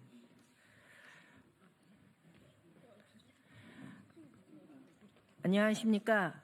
농업민생사법 재의결을 촉구하는 야3당의 기자회견을 갖도록 하겠습니다. 남태령을 넘은 농민과 시민의 호소, 국회는 재의결 가결로 응답하기를 촉구합니다. 저는 더불어민주당 전국농어민위원회 위원장 임미애입니다. 한덕수 총리가 거부권을 행사한 농업민생사법인 양곡관리법, 농산물 가격안정법, 농업재해보험법, 농업재해대책법에 대한 재의결 투표가 오늘 있을 예정입니다. 이에 따라 더불어민주당 전국농어민위원회와 야3당이 함께하는 농업민생사법에 대한 재의결 가결 투표를 촉구하는 기자회견을 시작하겠습니다. 다들 아시는 바와 같이 내란이 아직 종식되고 있지 않습니다. 내란 세력의 준동이 계속되고 있지만 우리 국민은 민주주의를 회복하고 공화정의 헌정 질서를 수호하고 일상의 삶을 되찾기 위해 매일매일 새로운 기적을 만들어내고 있습니다. 농민과 시민의 눈물겨우면서도 감동적인 연대가 지난 22일 남태령에서도 있었습니다. 그 역사를 여러분들은 기억하실 겁니다. 국민의힘은 송미령 장관과 윤석열 정부의 농업민생사법에 대한 거짓 선동을 부추기고 있지만 농민들의 투쟁에 연대한 국민들의 물결은 국민들이 결코 그들의 거짓말에 현혹되지 않는다는 것을 몸으로 보여준 그런 자리였습니다. 농업, 농촌, 농민을 살리기 위한 재의결 투표에서 가결, 표결해야 한다는 것을 오늘 이 자리에서 거듭 말씀드리면서 기자회견을 시작하겠습니다. 먼저 참석하신 분들 소개해드리겠습니다. 더불어민주당 최고위원이신 주철현 최고위원님 오셨습니다. 이병진 의원님 오셨습니다. 문대림 의원님 오셨습니다. 문금주 의원님 오셨습니다. 이모선 의원님 오셨습니다. 윤준병 의원님 오셨습니다. 이원택 농해수위 간사이신 이원택 의원님 오셨습니다. 그리고 함께해 주신 진보당 원내 부대표이신 전종덕 의원님 오셨습니다. 사회민주당 대표이신 한창민 의원님 함께해 주셨습니다. 먼저 각 야3당 대표의 모두 발언을 듣도록 하겠습니다. 먼저 더불어민주당 이원택 의원님의 규탄 발언을 듣겠습니다.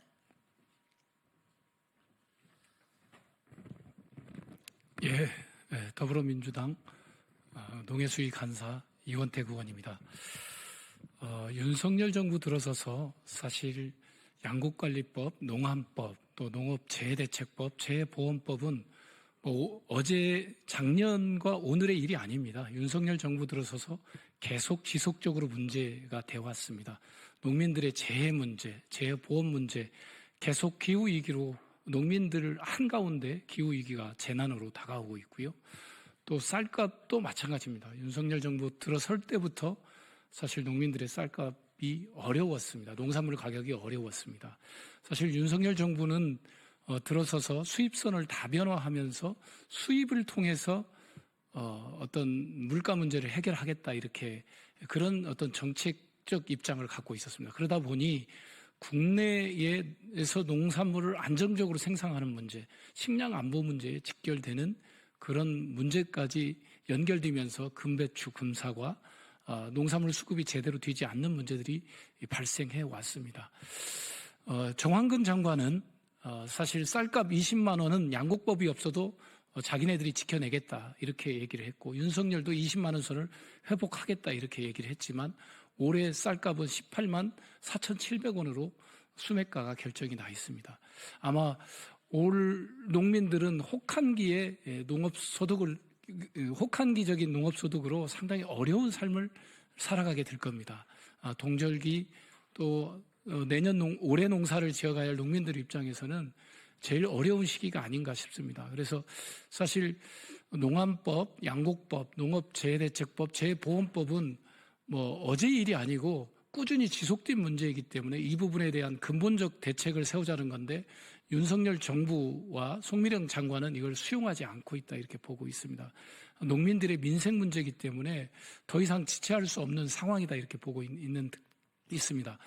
이 과정에 계엄이 진행이 됐지만 이 계엄 속에서도 농민들의 민생 문제가 있기 때문에 최상목 권한대행, 한덕수 권한대행인 이 부분에 대해서 거부권을 행사하지 않고 수용해 주기를 바랬는데 결국 거부권을 행사하게 됐습니다. 그래서 저희들이 한덕수 권한대행과 송미령 장관에 대해서 규탄과 책임자에 대한 사퇴를 요구해왔고 한덕수 총리는 결국 탄핵이 되었습니다.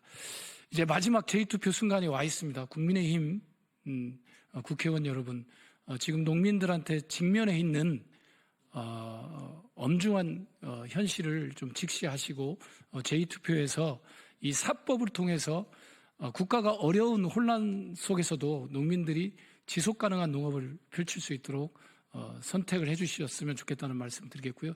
그렇지 않으면 내란 정당으로 국민의힘이 인식될 뿐만 아니라 반농민 정당, 반민생 정당으로 국민의힘이 인식될 거다 이렇게 보고 있습니다. 그래서 오늘 있을 제2투표의 결단을 통해서 우리 농업과 농민들을 살릴 수 있도록 해주시기를 강력히 촉구합니다. 감사합니다. 다음은 전종덕 진보당 원내 부대표의 규탄 발언이 있겠습니다.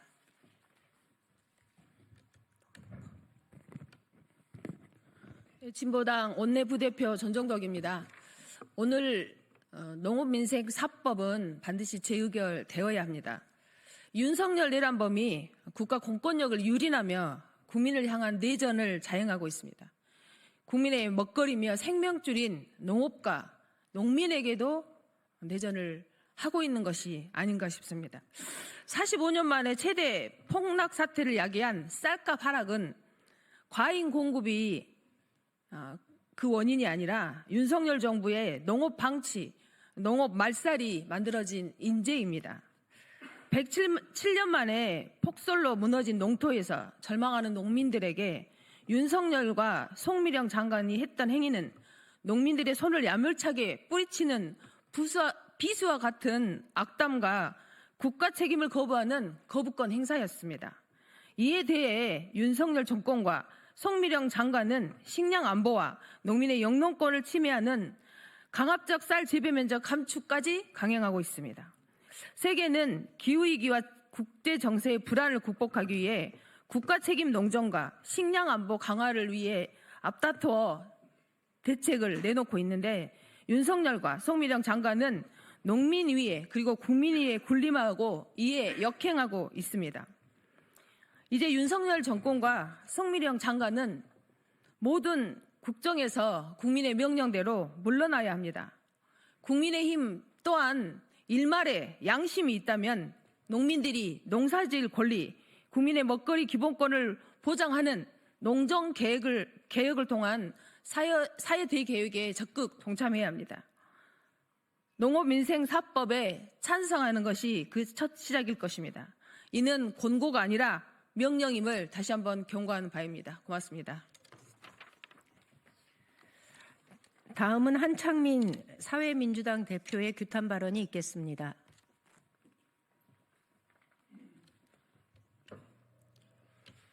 사회민주당 대표 국회의원 한창민입니다. 내란범 윤석열이 처음으로 거부권을 한 것이 바로 양곡관리법입니다. 그리고 그 내란 공범으로 역할을 했던 한덕수 총리가 또다시 국민들과 농민들의 바람을 짓밟고 농업민생4법을 거부권을 행사했습니다. 그리고 오늘 다시 한번 거부권에 대한 재의결을 앞두고 있습니다. 민주주의와 민생이 파탄나고 있는 상황에서 가장 어려운 사람들 중에 하나가 우리 농민들입니다. 그동안 쌀값뿐만 아니라 농산물 가격이 안정화되지 않고 수입 농산물로 인해서 농민의 삶이 무너지고 있는데도 불구하고 윤석열 정권은 그동안 농민과 농업을 방치했습니다. 이를 되살리기 위해서 야당들이 다시 한번 농업과 농민을 살리기 위한 법안을 제출했지만 그마저도 번번이 거부권으로 막혔습니다. 이제 이런 일이 반복되지 않아야 합니다. 오늘 재의결에 상정된 농업민생4법은 반드시 통과되어야 합니다. 일말의 양심이 있다면 국민의힘 의원들도 내란 잔당을 벗어나기 위해서라도 반드시 이 법에 찬성을 해야 됩니다. 그것만이 국민을 살리고 민생을 살리고 농업을 살리고 농촌을 살리고 농민을 살리는 길입니다. 간곡하게 호소드립니다. 이 내란 상황에서도 우리 국민들을 살려야 합니다. 오늘 재의결에 모든 국회의원들이 적극적으로 찬성 투표해 주시길 간절히 호소합니다. 이상입니다. 노동자들은 자신들이 가지고 있는 무기가 파업권입니다. 그들의 임금과 관련해서 노동 처우와 관련해서 그들의 목소리를 관철을 하기 위해서 노동자들은 파업이라는 투쟁의 형태를 선택합니다. 저는 농사짓는 국회의원으로서 가끔 이런 생각을 합니다. 농사짓기를 포기하기를 바라나? 농민들이 농사짓는 걸 모두 다 거부하면 정부는 과연 농민들의 목소리에 귀를 기울일까? 그 정도로 절박한 상황에 농민들은 몰려 있습니다. 대한민국이 선진국으로 나아가는 그 디딤돌에는 농업, 농촌, 농민들의 희생이 그 바닥을 깔고 있다는 것을 여기 계신 분들도 기억해 주시기를 바랍니다. 다음은 기자회견문 낭독이 있겠습니다.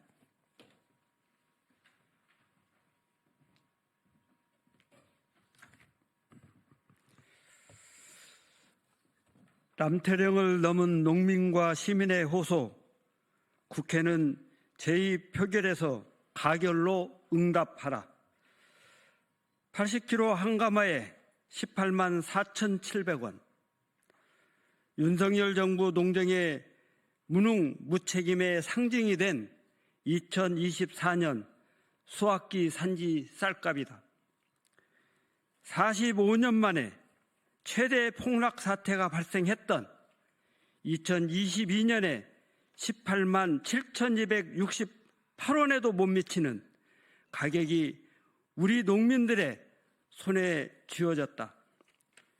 집권 3년 기간 중 2년이나 바닥을 벗어나지 못한 쌀값에 대한 무대책, 치솟는 생산비에 땜질식 처방만 반복하면서도 물가 상승에는 수입 남발로 미래의 식량 안보를 훼손하고 있는 이 정부의 농정은 당장 중단되어야 한다.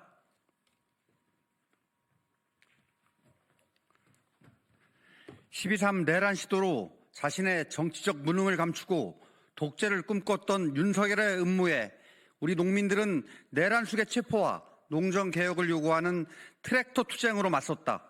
그리고 빛의 혁명으로 친위 구테타를 막아내고 민주주의를 지켜낸 시민들은 남태령으로 집결해 약자들의 차별 없는 연대가 얼마나 강력한지를 보여주었다. 이제는 우리가 남태령의 승리를 넘어 농민이 농사 지을 권리, 국민의 먹거리 기본권을 보장하는 농정 개혁을 통해 사회 대개혁에 동참해야 한다.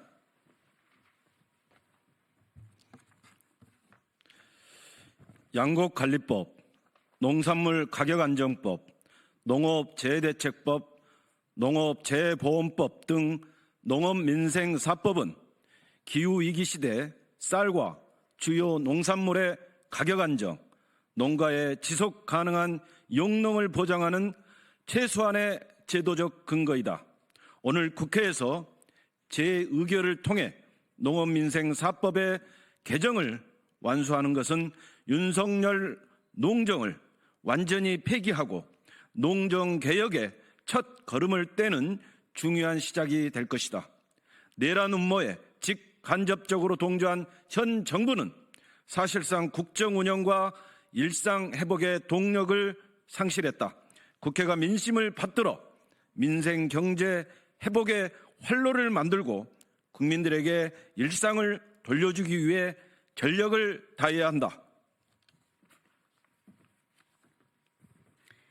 이에 우리는 오늘 본회의를 통해 농업민생사법을 포함해 8개 법안에 대해 재의결을 앞둔 시점에서 다음과 같이 요구한다. 하나, 내란 동조도 모자라 윤석열의 방탄에 나서고 있는 국민의힘에 요구한다. 야당 주도로 11월 28일 국회를 통과한 농업민생사법은 농업 현장과 국회가 합의한 최우선 민생 법안이다. 재의결로 법 개정이 완수될 수 있도록 적극 협력하라. 하나, 송미령 장관은 현장의 절박한 요구를 농망사법이라고 폄훼하고 거짓 선동한 사실에 대해서 사죄하고 일방통행농정, 농업민생 파탄의 책임을 지고 즉각 사퇴하라. 하나, 내란 수계 윤석열에 대한 처벌과 파면을 촉구하는 국민적 요구는 수입농정, 물가 중심으로 대변되는 윤석열 정부 농정에 대한 국민들의 준엄한 심판이라 할 것이다. 국민의힘과 정부는 남태령을 넘는 농민과 국민들의 목소리를 받들어 농업, 농촌, 농민을 살리는 농정 대개혁에 즉각 동참하라. 만일 국민의힘과 정부가 남태령 넘어 농정개혁과 사회 대개혁을 요구하는 농심과 민심을 무시하고 재의결을 무산시킨다면 내란 동조 정당, 내란 공범으로 해산과 처벌만이 기다릴 것임을 엄중히 경고한다.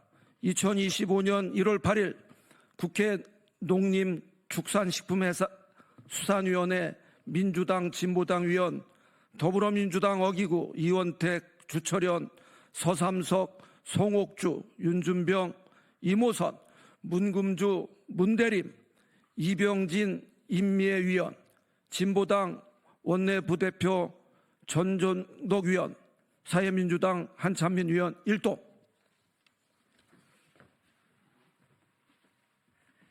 이상으로 기자회견을 마치겠습니다. 감사합니다.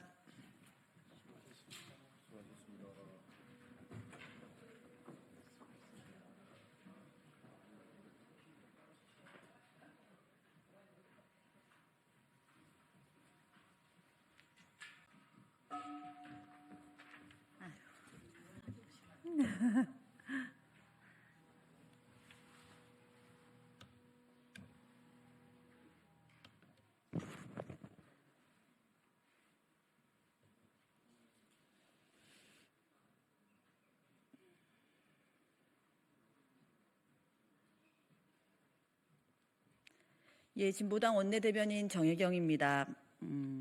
오늘은 윤석열 체포를 계속 방해하고 있는 경호처와 국회의원들 등에 대해서 브리핑하도록 하겠습니다.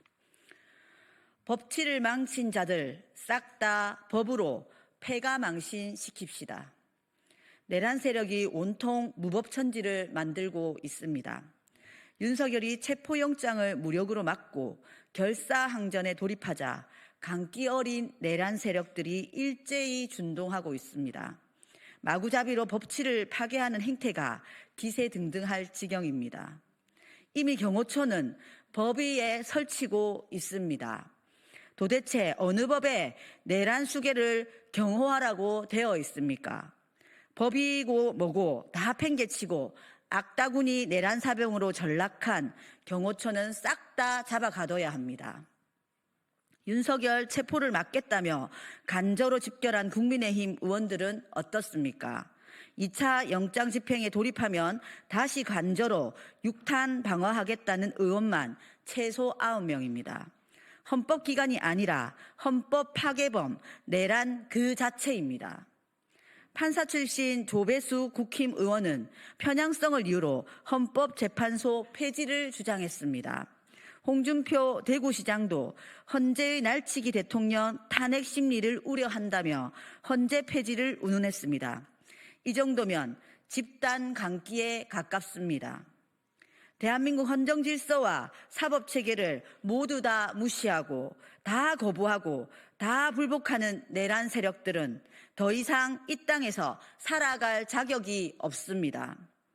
공수처와 경찰은 민주공화국의 명운을 걸고 가용자원을 총력 동원하여 내란 속의 윤석열을 체포하십시오. 그리고 이번 기회에 자기 정체를 밝힌 내란 세력들은 단 한 명도 빠짐없이 법의 심판을 받게 하십시오. 법치를 망친 자 싹 다 법으로 패가망신시킵시다. 그게 지금의 강길을 멈출 유일한 길입니다. 이상입니다.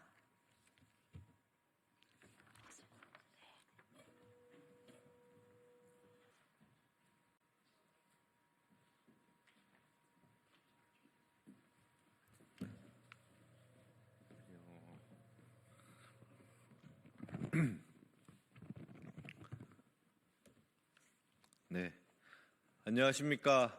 더불어민주당 서대문갑 국회의원 김동아입니다. 저는 결혼 5년차 신혼부부이자 11개월 된 아이를 키우는 새아빠입니다. 결혼과 출산 과정에서 우리 신혼부부가 겪게 되는 어려움에 대해서 많이 뼈저리게 느끼고 있고 잘 알고 있습니다. 이에 저는 임신과 출산 과정에서 남녀의 참여를 확대하고 난임으로 어려움을 겪고 있는 부부들의 일가정 양립 지원을 확대하기 위한 출생지원 3법을 발의하고자 합니다. 지난해 저출산 고령사회위원회는 2014년 출생아 수는 23만 명 후반, 합계 출산율 0.74명으로 발표하며 저출생 추세의 반등을 전망하기도 했습니다. 그러나 현실은 독박육아, 쓰기 어려운 육아휴직 등으로 임신과 출산을 선택하기 어려운 현실에 놓여 있습니다.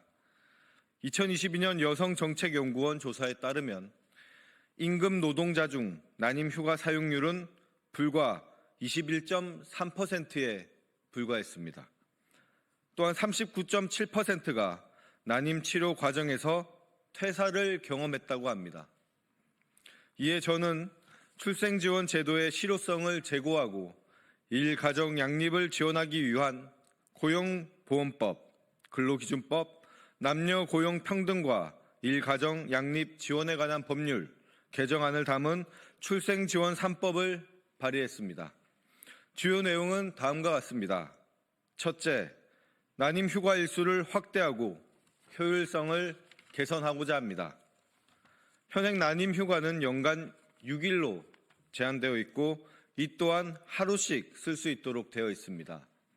하지만 6일만 보장되는 난임 휴가 일수가 짧아 실효성이 없고 치료 방식에 따라 짧은 진료 시간이 소요됨에도 하루를 통째로 사용해야 하는 제도의 비효율성을 개선해달라는 요구가 꾸준히 제기되었습니다.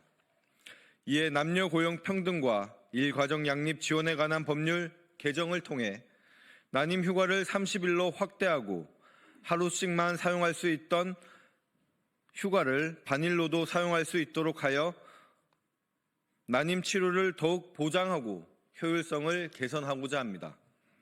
둘째, 정기 태아 검진 시간 허용 대상을 남성 근로자까지 확대하겠습니다. 현재 여성 근로자는 임신 주기에 따라 최소 1회 이상의 태아 검진 시간을 보장받고 있습니다. 그러나 남성 근로자는 배우자의 검진에 동행하기 위해 본인의 연차를 사용해야 하며 이마저도 직장 내 분위기에 따라 제약을 받고 있습니다. 이로 인해 많은 가정이 주말 예약에 의존하고 있으며 예약이 실패하면 여성 근로자 혼자 병원을 방문하는 상황이 반복되고 있습니다. 이에 고용보험법과 근로기준법 개정을 통해 임신한 배우자를 둔 남성 근로자도 여성과 같이 정기 태아 검진 시간을 사용할 수 있도록 하는 법적 근거를 마련하고자 합니다. 이번 출생지원 3법을 통해 난임 치료를 실질적으로 지원하고 임신과 출산 과정에서 남성 근로자의 참여를 확대하여 여성 근로자 홀로 그 부담을 감내하지 않도록 하겠습니다. 그리고 임신과 출산 과정에서 부부의 동등한 참여를 촉진하고 일가정 양립을 실현하기 위한 실질적인 변화로 이어지길 기대합니다. 앞으로도 우리 사회가 아이를 낳고 키우기 좋은 환경을 만들 수 있도록 더욱 노력하겠습니다. 감사합니다.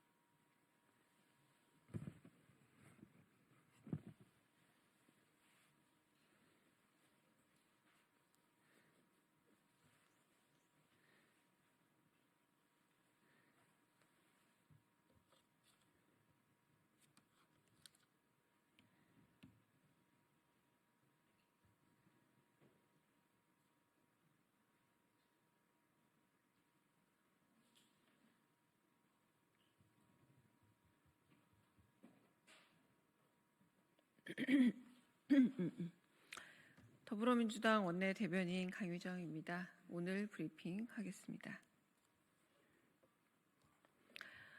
결국 드러난 김건희 표절, 김건희 특검법으로 남아있는 모든 의혹을 밝혀야 합니다.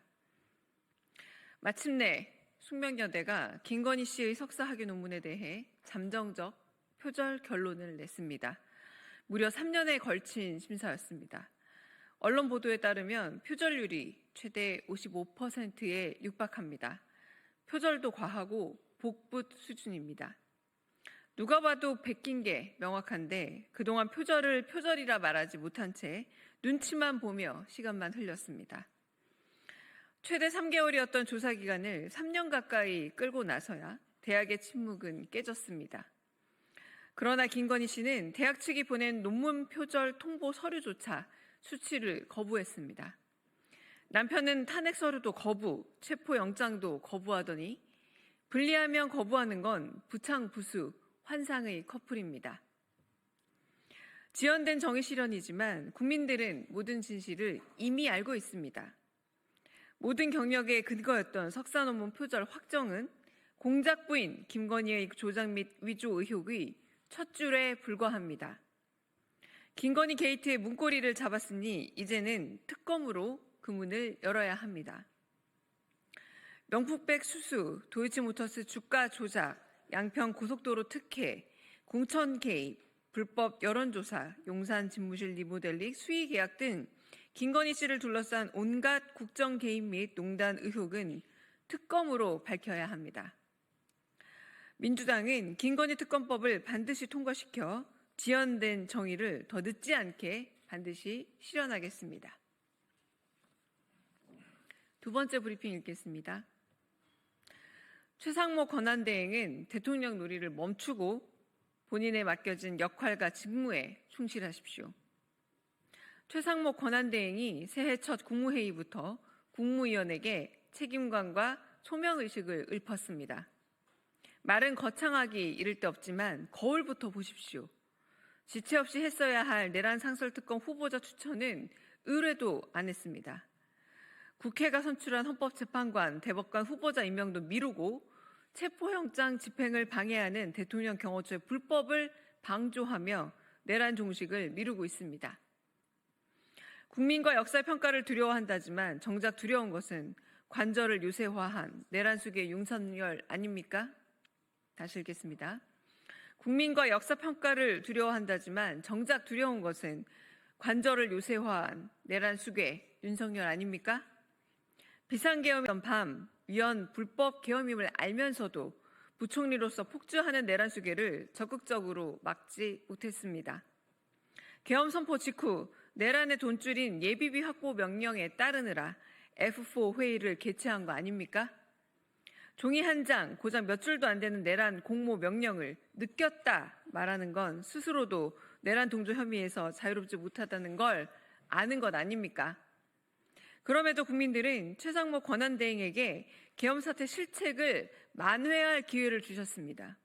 빠른 시일 내에 내란을 진압하고 경제 위기를 대응하라고 준 국민의 시간을 대통령 노름으로 허비하고 있습니다. 한 치 앞도 내다볼 수 없는 내란 수계의 망동과 내란 정당의 준동으로 경제 불안이 좀처럼 가라앉지 않고 있습니다. 계엄 이후 한 달 동안 외국인이 내답한 국채만 18조 원입니다. 내란 수괴가 관저 요새에서 버티는 시간에 비례해 국민이 치러야 할 계엄 빚은 눈덩이처럼 불어나고 있습니다. 지금 내란 위기 회복의 다시 읽겠습니다. 지금 내란 위기 회복의 걸림돌은 최상목 권한대행입니다. 본인 살 길보다 나라의 살 길을 대행답게 고민하고 결단하십시오. 대통령 놀이도 나라가 건재해야 할 수 있는 겁니다. 마치겠습니다. 감사합니다.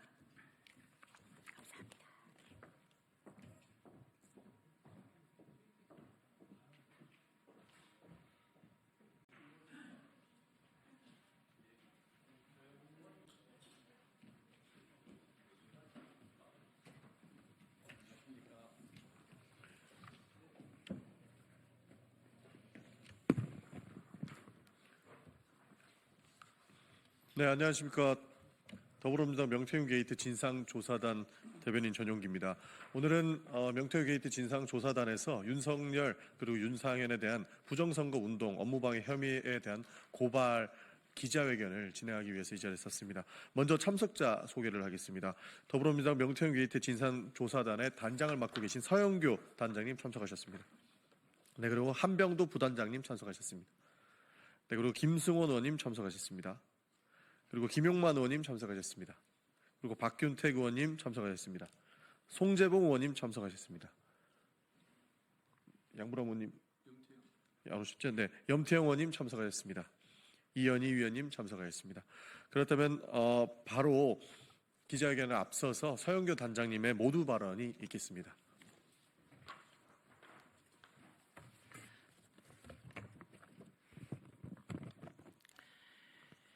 윤석열의 호위무사가 된 윤상현 의원, 윤석열과 김건희, 명태균과 함께 윤상현을 고발합니다. 윤상현은 철저하게 수사받아야 합니다.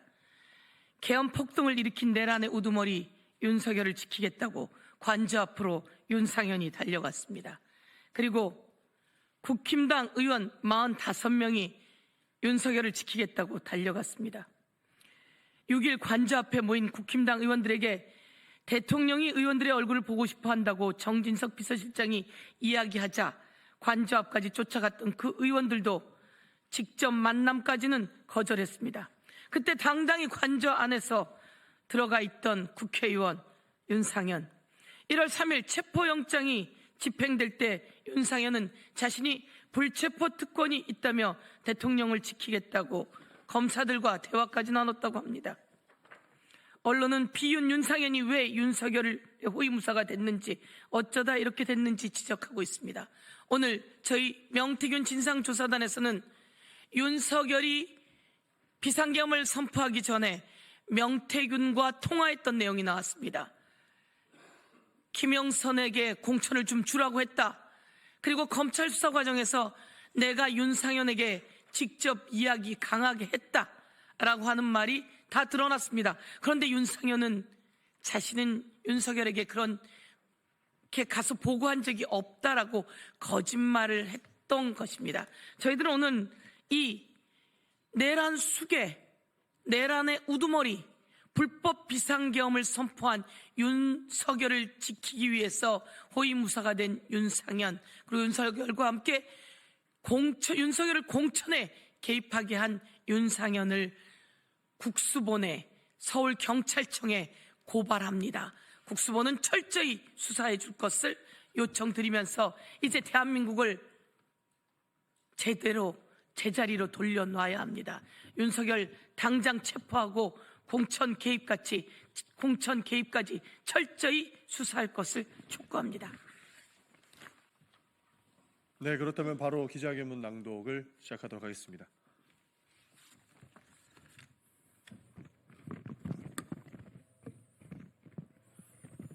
예, 진상조사단의 이현희 의원입니다.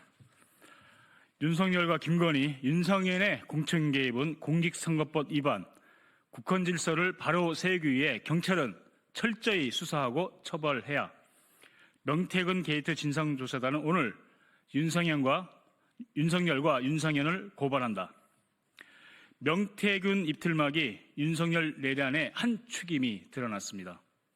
윤석열은 지난 11월 24일 김용현에게 명태균 의혹 등을 언급하며 이게 나라냐, 비상대책이 필요하다고 했고, 김용현은 그날부터 비상계엄 선포문, 포고령 초안 등을 준비했습니다. 명태균이 내가 구속되면 정권이 한 달 안에 무너진다고 말한 9일 뒤입니다. 명태균 이틀막이 계엄 선포의 방아쇠가 됐다고 볼 수 있습니다. 명태균이 제출한 휴대폰을 통해 윤석열과 김건희, 윤상현의 새빨간 거짓말이 낱낱이 공개됐습니다. 공천 개입이 사실로 드러난 것입니다. 언론 보도에 따르면 지난 2022년 5월 9일에 경남에 여성 국회의원이 없었다는 명태균의 말에 윤석열은 알았어요. 내가 윤상현이한테 한 번 더 얘기할게. 공관위원장이니까 라고 답합니다. 이 통화 후 김건희는 명태균에게 전화를 걸어 오빠 전화 왔죠? 걱정하지 마세요. 잘 될 거예요 라고 말합니다. 그리고 그 다음 날인 5월 10일 윤상현 공관위원장이 김영선 의원의 창원, 의창 선거구 전략공천 결과를 발표했습니다. 윤석열과 김건희, 윤상현이 김영선 의원이 공천을 공모하고 실행에 옮긴 것으로 볼 수 있는 명백한 증거입니다.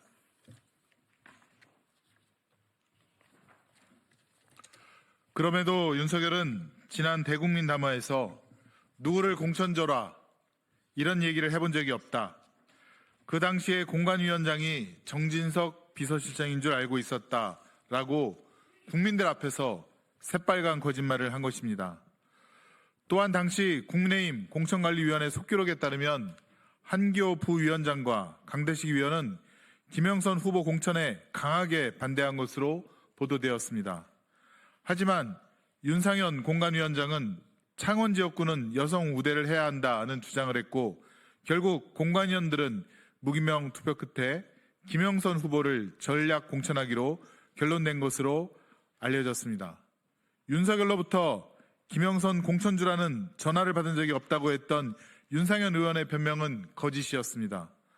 녹취 파일이 공개됐는데도 윤상현 의원은 윤석열의 전화를 받은 적이 없다고 또 부인하고 있는 것입니다.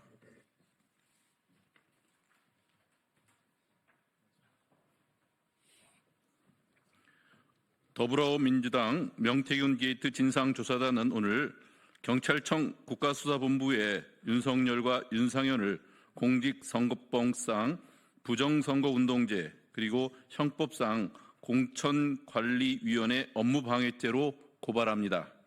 윤석열은 대통령 당선자라는 지위를 이용하여 선거에 부당한 영향력을 행사했고 윤상현 공관위원장은 이에 가담해 김영선 전 의원의 전략 공천을 결정했다는 점에서 공직선거법 제255조의 부정선거운동죄에 해당합니다.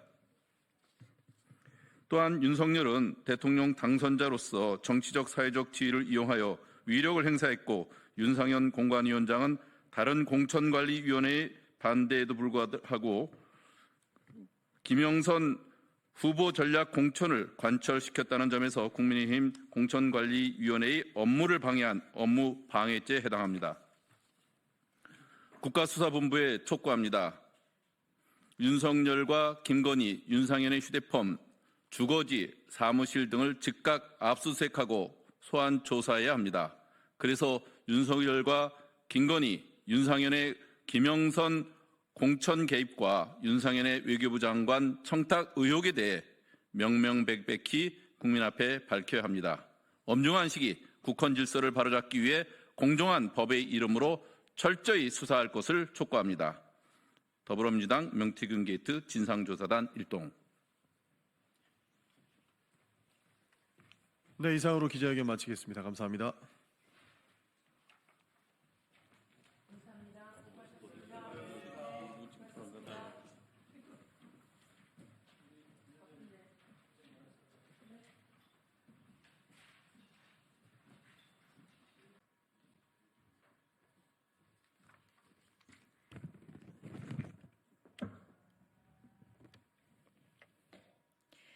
네, 진보당 브리핑 시작하겠습니다. 부대변인 이미선입니다.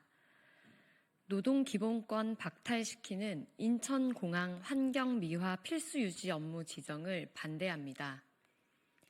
인천국제공항공사 자회사인 인천공항운영서비스가 공항 환경미화 업무를 필수유지 업무로 지정해달라고 노동위원회에 신청했습니다.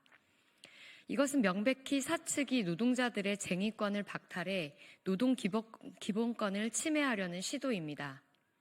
사측의 주장에 대해 인천지방노동위원회는 신중하고 공정한 판단을 내려야 합니다. 사측은 화장실 청소가 되지 않으면 비행기 이륙에 차질이 생길 수 있다는 황당무계한 주장을 펼치지만 전국의 모든 공항에서 환경미화 업무는 필수 유지 업무 대상이 아닙니다. 필수 유지 업무 지정은 법령에 의해 신중하게 결정해야 하는 문제입니다. 그럼에도 사측이 이런 억지 주장을 하는 데에는 다른 이유가 있습니다. 이미 인천국제공항공사는 연구 용역 보고서를 통해 노동조합을 공항 운영의 리스크로 인식하고 있었습니다. 그래서 인력 충원이 필요한 상황에서 자회사 쪼개기, 민간 위탁화, 비정규직 양산 시도를 멈추지 않았습니다. 앞뒤가 안 맞는 주장은 결국 사측이 인천공항의 비정규직 문제와 외주화 문제를 세상에 알렸던 노동조합을 약화시켜 노동자들의 권리를 박탈하려는 검은 의도가 있는 것입니다.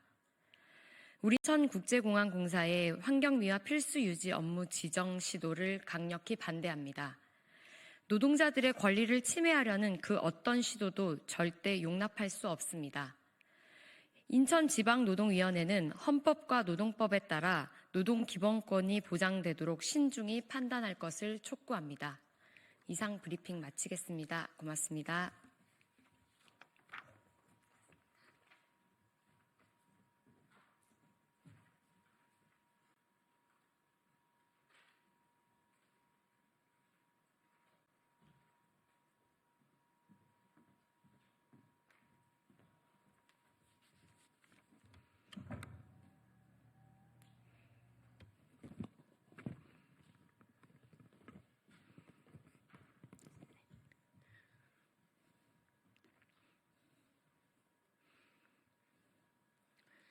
정치를 새롭게, 복지를 강하게 사회민주당 대변인 임명희입니다.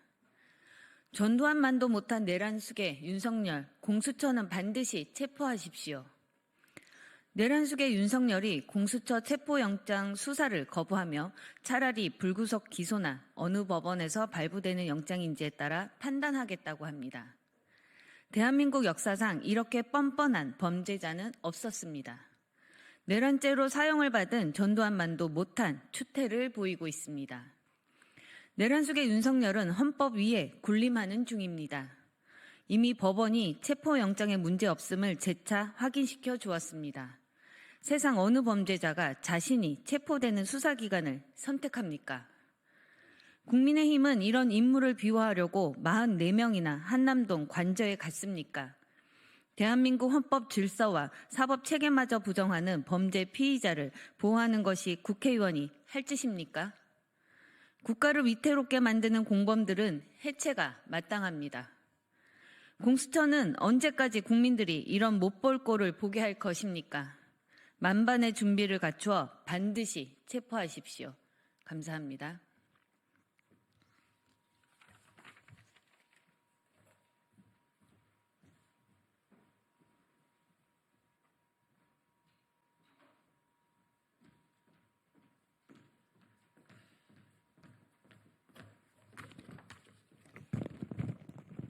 네, 수고 많으십니다. 조국혁신당 대변인 윤재관입니다.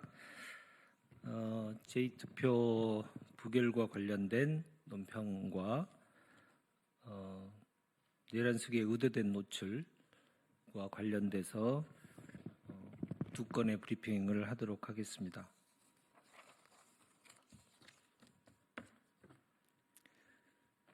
첫 번째는 이제 특검 제2투표 부결에 대한 논평입니다. 혹시나 했으나 역시나였습니다. 내란의 힘에게 상식은 사치에 불과했습니다. 내란의 힘은 이 와중에도 정신 못 차리고 있음이 드러났습니다.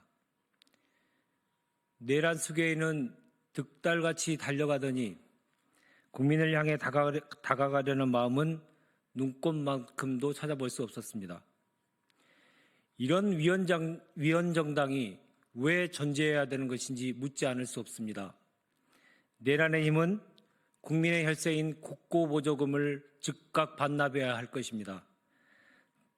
단돈 10원도 받을 자격이 없습니다. 법무부는 즉각 국민의힘에 대한 위헌정당 심판을 청구해야 할 것입니다. 내란의 힘으로 비아냥을 받는 국민의힘은 단지 윤석열, 김건희와 이익공동체를 넘어 범죄 공동체임이 분명해졌습니다. 윤석열과 김건희 방탄으로 보이지만 실은 자신들의 죄상을 덮기 위해 국민을 배신했습니다. 역사 속으로 사라지는 것이 순리입니다. 보수의 씨앗이라도 살려 윤석열 파면 이후 국민의힘의 존망을 걱정하는 용기 있는 의원들이 더 늘어나길 기대했으나 가망이 없다는 것이 증명됐습니다. 참담하기 그지없습니다. 종국에는 누가 이기는지 두고 봅시다.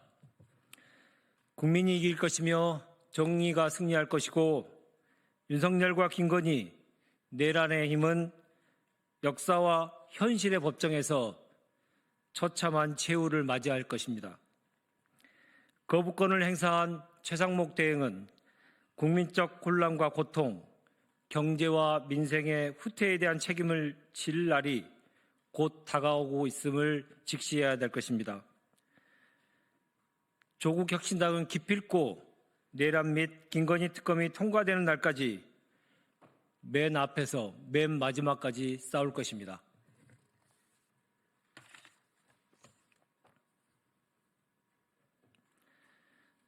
다음으로는 내란 수괴에 의뢰된 노출에 속지 말고 공조보는 당장 핸드폰 위치 추적을 시작하라 라는 제목으로 논평하겠습니다. 도주 가능성이 제기된 내란 수괴 윤석열이 한남동 관저에 있다고 추정할 수 있는 영상이 공개됐습니다.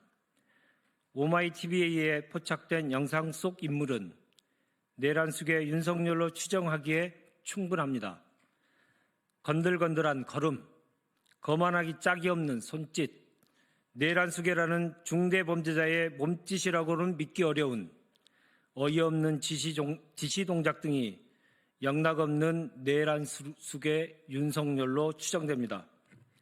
만약 영상 속 인물이 내란 수괴 윤석열이 맞다면 이는 의도된 노출일 뿐입니다. 자신의 건재함을 과시하여 관저 주변 아스팔트 극우들의 준동을 부추기고 내란의 힘과 정광훈 등의 세력들에게 대한민국이 어찌되든 상관없으니 끝까지 민심에 저항하라고 지시하기 위함일 것입니다. 한편으로는 체포영장 재집행 시 도주를 위한 의도된 속임수일 수 있습니다. 오죽하면 도주설이 나왔을지 잊지 말아야 합니다.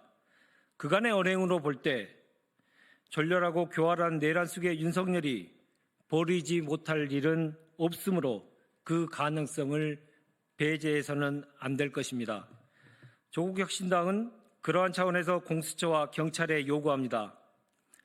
체포영장 재집행 때까지 내란 수괴 윤석열의 위치를 확인하기 위한 모든 수사 기법을 동원하시기 바랍니다. 인터넷 접속 기록, 핸드폰 기지국 확인 등을 통해 한남동에 있는 것인지 꼭 확인하시기 바랍니다. 더불어 경호처 수행부장 2명과 가족부장의 위치도 확인하십시오. 이들 3명은 내란 수괴 부부와 평소 가장 근접한 거리에 있어야 할 사람입니다. 특히 수행부장은 내란 수괴와 한몸처럼 움직이는 직책이자 막장 충성파입니다. 한 명은 내란 수괴가 위헌 위법적인 비상계엄을 선포할 당시 내란 수괴의 의자를 당겨주고 밀어주던 자입니다. 다른 한 명은 카이스트 이틀막 사건 때 국민의 목소리를 손으로 틀어 막은 자입니다. 가족부장은 김건희와 늘 같이 움직일 것입니다. 공수처와 경찰은 내란 수괴의 신병 확보에 나라의 명운이 걸려 있음을 인식하고 철저한 준비와 정광석화와 같은 실행으로 국민 염원에 부응해야 할 것입니다. 주저하거나 머뭇거리는 순간 내란 수괴와 그 사병들의 저항은 거세지고 내란 진압에 장시간이 소요될 수 있습니다. 맹수처럼 단숨에 내란 수괴를 체포해야 할 것입니다. 이상입니다. 고맙습니다.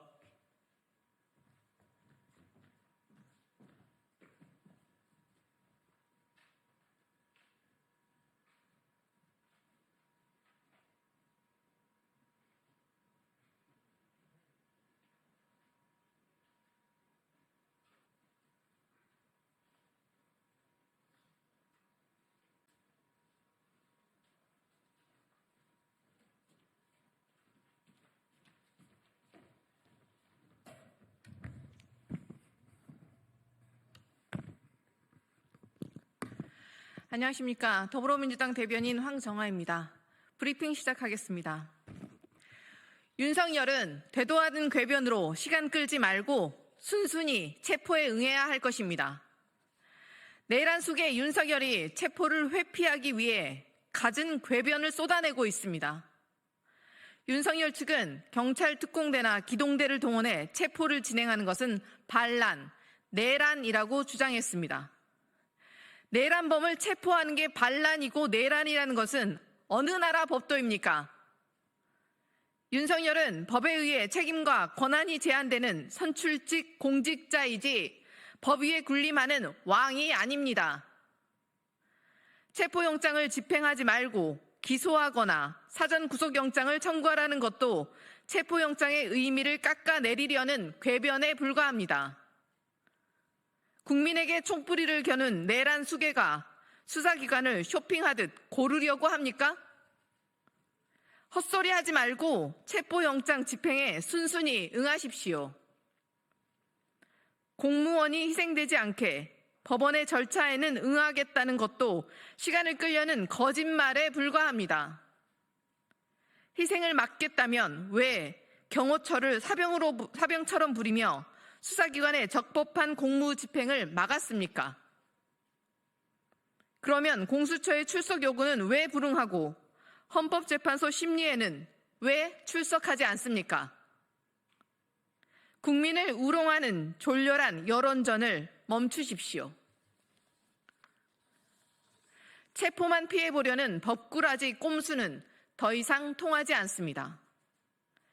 되도 않는 궤변으로 시간을 끌 수 있다는 착각은 버리십시오. 경호처와 서결산성 뒤에 숨어 궤변과 선동으로 국민을 우롱하지 마십시오. 공수처와 경찰은 내란 수괴 윤석열이 더 이상 대한민국의 사법 시스템을 조롱하지 못하도록 엄정한 법 집행으로 법치가 살아있음을 보여주시기 바랍니다. 네, 이상입니다.